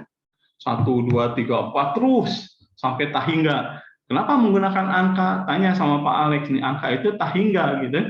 Sampai definisinya keberapa, sehingga dia unik aja terus. Tapi sejelek-jeleknya sequential code, kalau kemudian kita bikin nggak menambahkan konsep permutasi dan kombinasi ke sana, sehingga terlalu sederhana kalau pakai number yang berurut gitu ya. Nah, itu Ibu dan Bapak yang penting kita pahami dari sisi ini. Berikut masuk lagi ke ada yang lain nggak ini atributnya? Ternyata ada nih. Ada mandatory atribut dan non-mandatory atribut. Nah, loh, sudah berapa tuh? 1, 2, 3, 6 sama sekarang nih jenis-jenis atribut ya. Apa yang dimaksud dengan mandatory atribut? Atribut yang nilai datanya harus ada, tidak boleh kosong alias required, you have to fill in. Betul ya? Paham ya yang kayak gini? Seringkali Ibu dan Bapak mengisi akun borang isian online. Pas disimpan, ada data yang nggak diisi, itu artinya mandatory atribut tuh. Tapi Ibu dan Bapak lupa kali gitu. Ada kemudian teman-teman perancang interface yang menggunakan tanda bintang merah. Nama dibintangin, semua dibintangin, tapi dicari bintang itu apa, penjelasannya nggak ada. Itu segila-gilanya desainer interface nih, yang saya lagi kritisi ke teman-teman mahasiswa saya. Jangan sampai nyusahin orang gitu. Lalu kemudian kalau tidak diisi, nggak mau nyimpen. Nah, itu artinya dia mandatory atribut. Sementara non-mandatory adalah atribut yang datanya boleh tidak diisi alias space. Tidak diisi oleh Anda itu dianggap blank atau dianggap sebagai space 1. Biasanya blank. Gitu ya. Nah, contoh yang ini. Mana yang mandatory atribut? Mana yang kemudian bukan mandatory atribut? Sebagai contoh aja, karena saya pikir semuanya yakin saat-saat ini bagi pengelolaan data, semua data yang konteksnya seperti ini wajib diisi, nggak boleh enggak. Nah, contoh saja misalkan ini mandatory atributnya, yang penting ada NIM, ada namanya. Yang ini misalkan jadi non-mandatory, jika data belum siap, belum ada, boleh tidak diisi. Ini hanya mengingatkan mana yang kemudian penting harus diisi dan mana yang tidak diisi. Tapi bagi mahasiswa ilmu komputer, informatik, lalu kemudian sistem informasi, yang ini tuh penting karena terkait dengan struktur database dan juga interface desain tata letak layar. Yang harus diisi, memang dari awal harus diisi. Nggak tulisannya seperti yang saya tuliskan di sini ya. Ini sejelek-jeleknya contoh, tapi saya harus terpaksa menyampaikan ini. Jika belum siap, itu non-mandatory. Jadi isinya hanya ini saja yang diisi, lalu kemudian yang belum diisi nanti bisa kemudian mengunjungi fasilitas update profil Anda misalkan. Boleh nggak? Boleh, nggak masalah. Ya, saya pikir di sini ini sudah sangat paham lah. Tetapi dalam beberapa tipe data di engine database tertentu, mereka membedakan spasi dengan null. Null itu blank, tidak diisi, sementara spasi itu diisi karena spasi masih dianggap sebagai karakter. Karakter itu kan ada numerik, alfanumerik, lalu kemudian karakter khusus semacam dolar, tagar, dan seterusnya, sampai dengan spasi itu dia sebut sebagai sebagai karakter. Jadi kalau A spasi B itu 3 karakter dihitungnya. Gitu ya. Sampai di sini ada yang ditanya? Tidak? Oke, lanjut. Nih, atribut keberapa? Nih, kalau siang-siang jadi ternyata atributnya berapa? 7 berani. 7 ya, Pak. 7, bukan 6 nih, 7 nih. Derived atribut. Nah, derived atribut itu apa nih? Semua atribut yang nilai datanya, nilai data itu kontennya ya, isiannya gitu ya.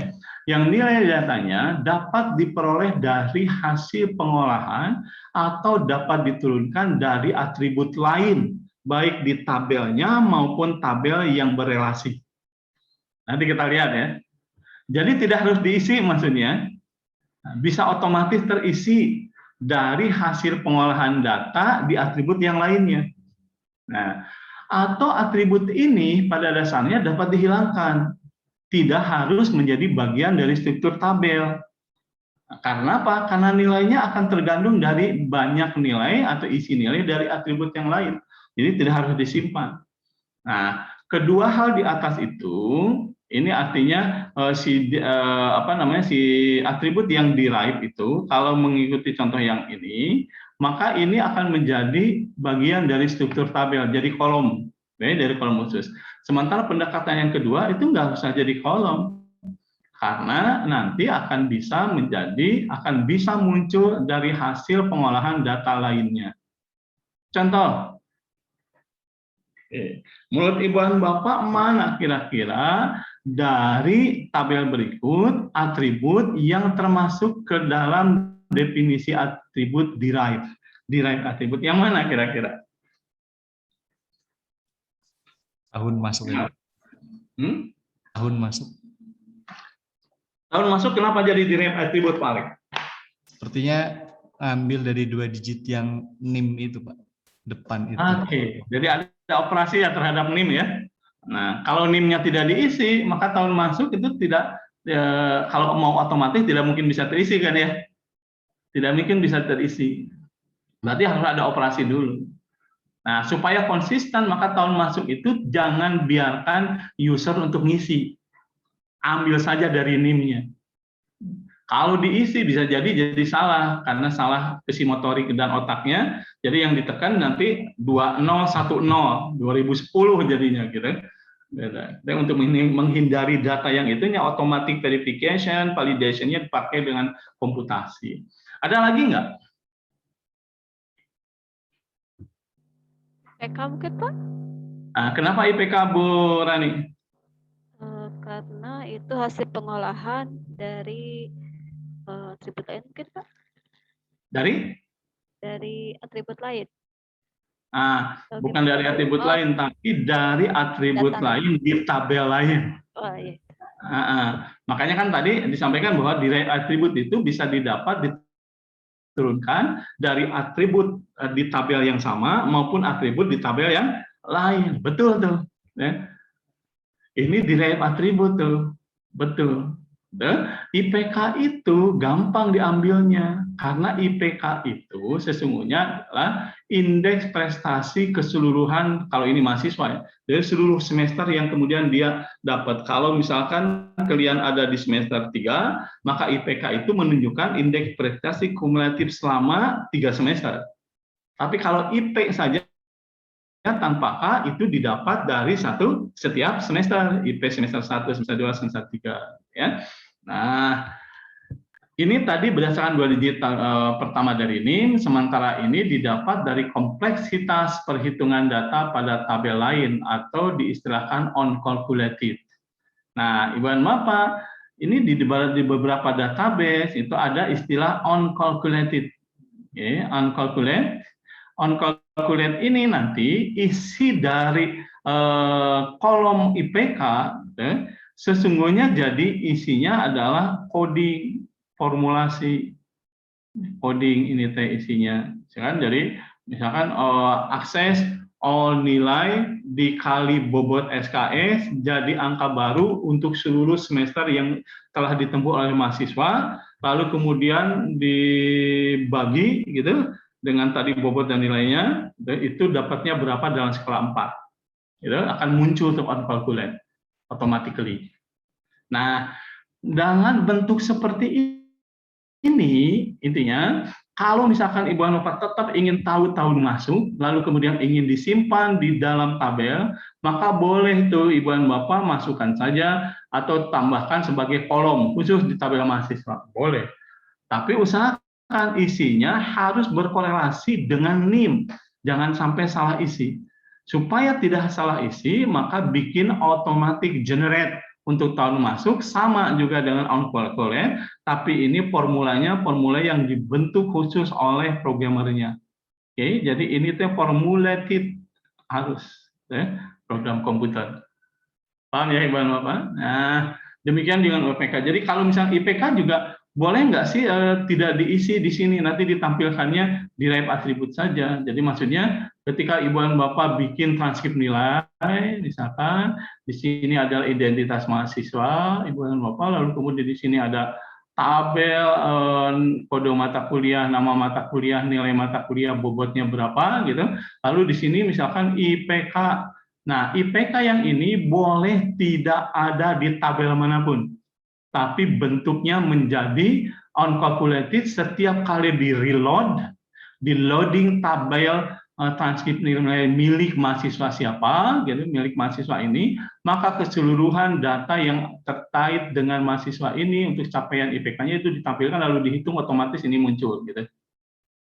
Paham ya? Tapi kalau kemudian ingin terisi, boleh nggak? Boleh, nggak apa-apa, ditampilkan aja di sini, tapi data ini tidak permanen.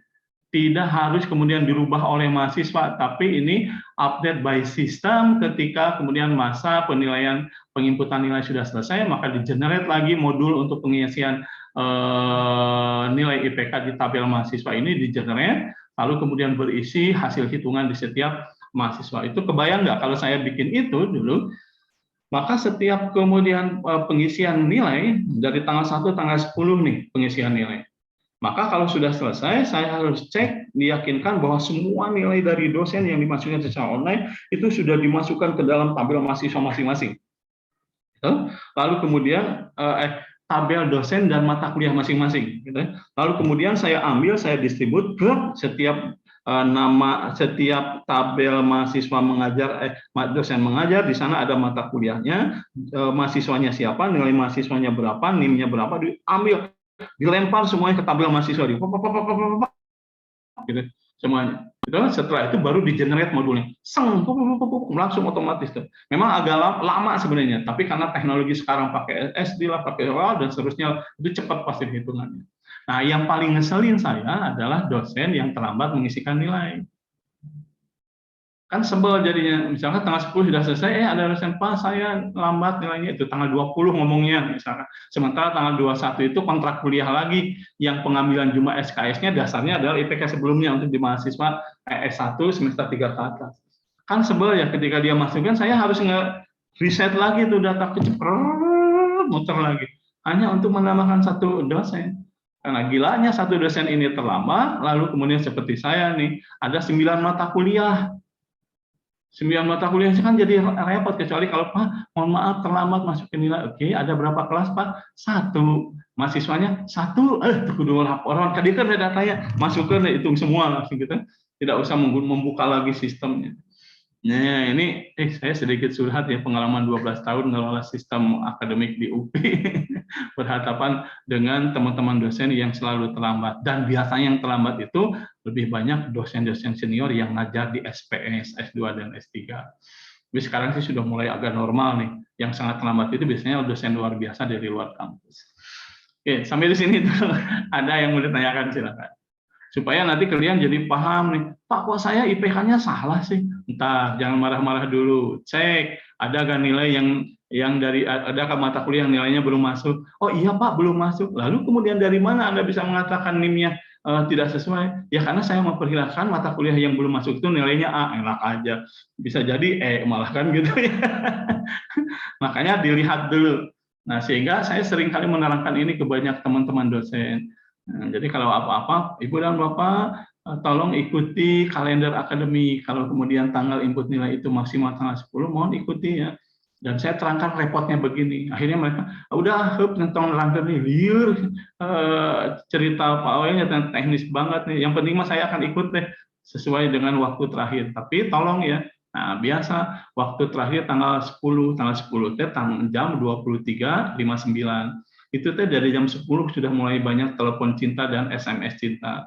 Pak Awe yang terpaksa kami cintai di akhir-akhir penginputan nilai, mohon bijaksana untuk jangan menutup dulu sistem input nilai, SINDO namanya, sistem input nilai dosen online, karena saya lagi hot-hotnya ini menghitung nilai dan memasukkan nilai. Aduh.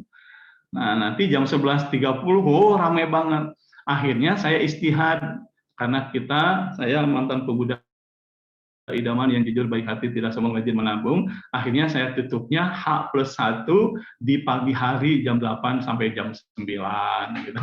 Jadi kalau ada siang-siang, Pak, ini saya terlambat ya. Nah, kalau Ibu terlambat, maka mohon datangi aja Direktorat Pendidikan untuk minta diinputkan manual oleh mereka. Kalau diomelin, biasa ya.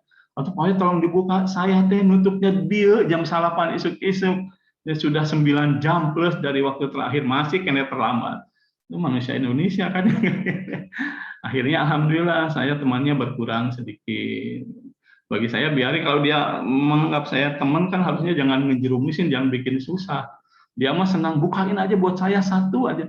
Iya, Anda kurang, dan sistemnya harus dibuka untuk semua, terpaksa ketika dibuka. Capek-capek saya mencari nama Anda dari 1.200 orang, yang lain di blok, yang satu dibuka. Terus Anda ibu-ibu teh cerewet punten ya, berani sama punya cerewet, lalu ngomong ke teman baiknya, tadi mas saya nelpon ke Pak Awi dibuka, KB kita minta dibuka kan repot jadinya.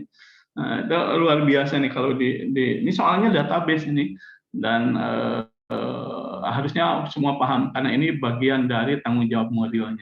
Sampai di sini ada yang ditanyakan, silakan. Enggak. Tidak ada? Oke, tidak ada. Nah, tambah lagi. Ini ke domain dan tipe data, tapi jadi yang tadi atribut sudah selesai ya. 7 ya? 7 atau berapa ya tadi? 7 ya? Oke, 7. Ya, 7. Ini ke domain dan tipe data. Ini yang terakhir aja ya, nanti simulasinya minggu depan ya, nggak apa-apa ya dipotong ya. Ini saya hati-hati sekali kemudian, karena ibu dan bapak mah nanti kalau saya di S1 jebret-jebret nih, saya kecap gitu. Supaya mereka ngerti atau tidak, saya ambil kuis deh, ngerti nggak gitu. Dan saya tidak terlalu neranginnya, tetap harus hati-hati, tetapi tidak banyak pengulangan, tidak banyak di hard gitu ya, ditahan-tahan, karena mereka nanti akan melanjutkan kemampuan dan pengetahuannya ini di mata kuliah pemrograman, akan dipakai terus, jadi diulang-ulang.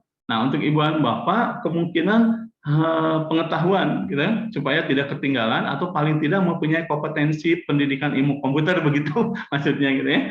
Jadi tidak harus banyak dicepetin, ditahan-tahan aja nggak apa-apa kan ya. Nah, berikutnya apa itu domain?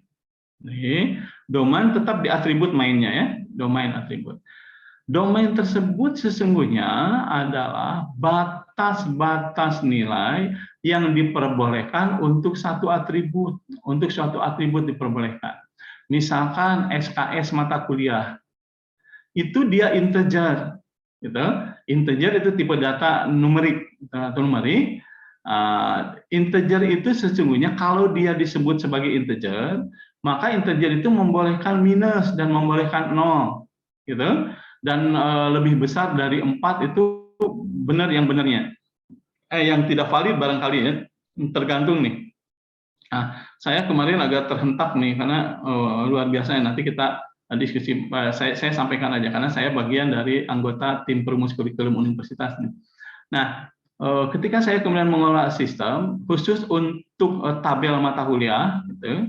Nih, di mata kuliah itu punya tabel paling tidak ada kode mata kuliah,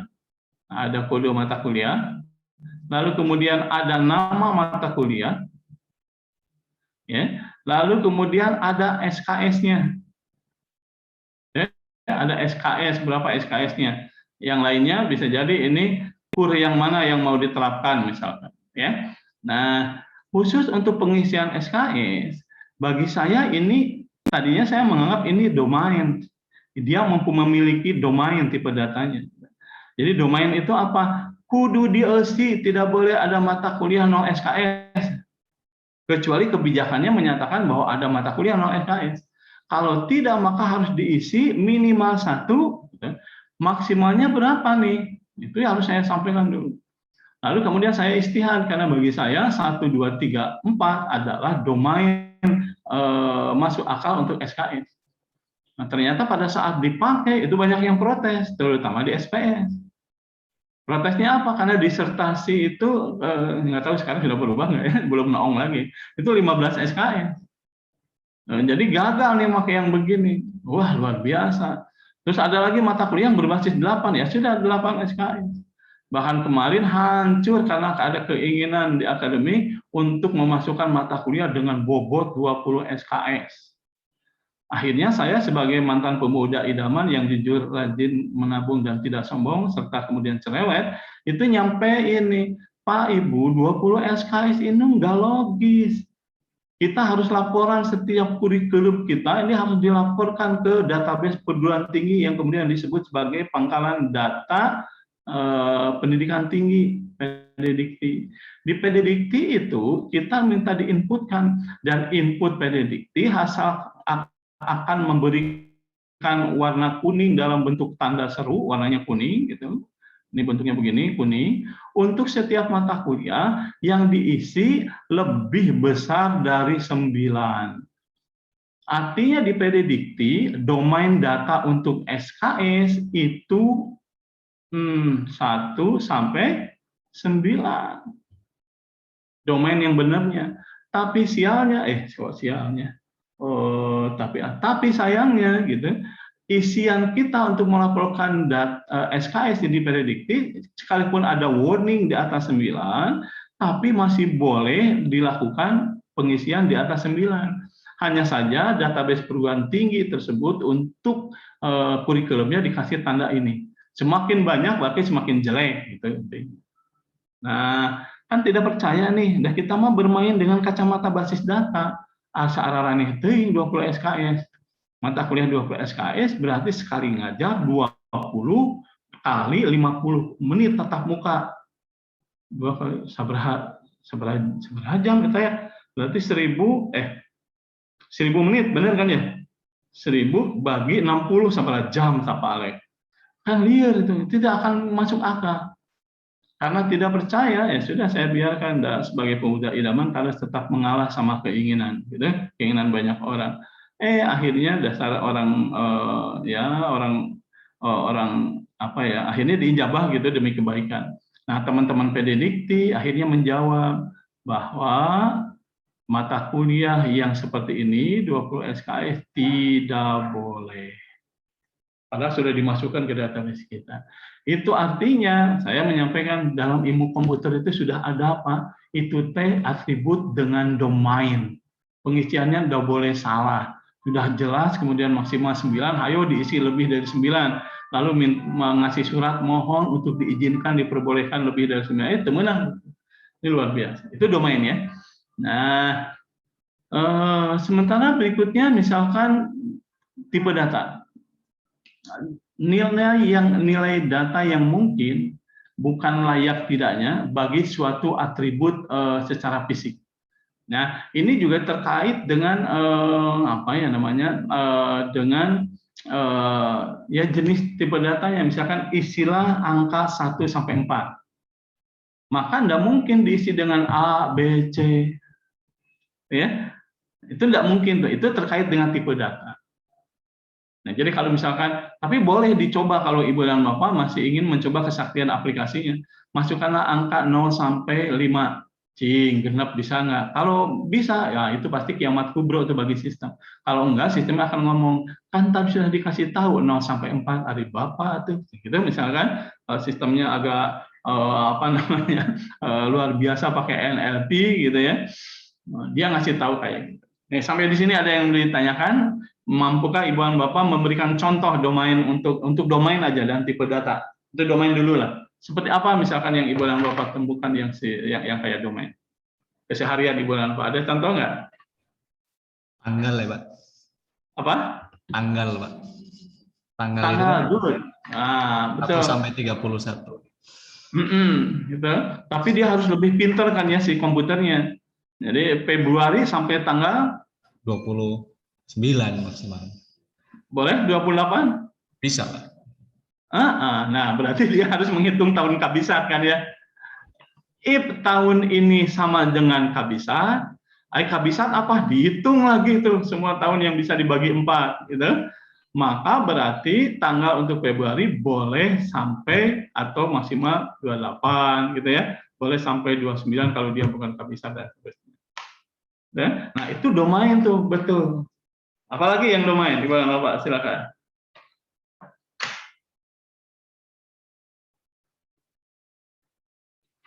Apalagi yang domain? Bulannya 12 gitu, Pak. Good. Tidak ada bulan ke-13 ya, Bu ya. Yang ada bulan ke-13 itu gajian. Ya. Nah, sambil Ibu dan Bapak pikirkan nih untuk PNS mah, kok ada gaji ke-13? Pertanyaannya gimana caranya memasukkannya ke dalam database gaji ke-13? Kan bulan dadanya cuma 12, ngejelas gajiannya per bulan dan bulan itu 12. Tapi gaji ke-13 dimasukkannya sebagai apa? Ini pikirin sampai Ibu dan Bapak ya. Ini kayak gimana sampai bisa masuk ke database? Kan tidak boleh tidak masuk ke data. Nah, apalagi tinggal Bu Rani nih. Tahu Bu Rani apa yang bisa disebutkan sebagai contoh domain, data domain? Apa ya? Tadi bulan udah. Oh, jangan di tanggal lagi ya.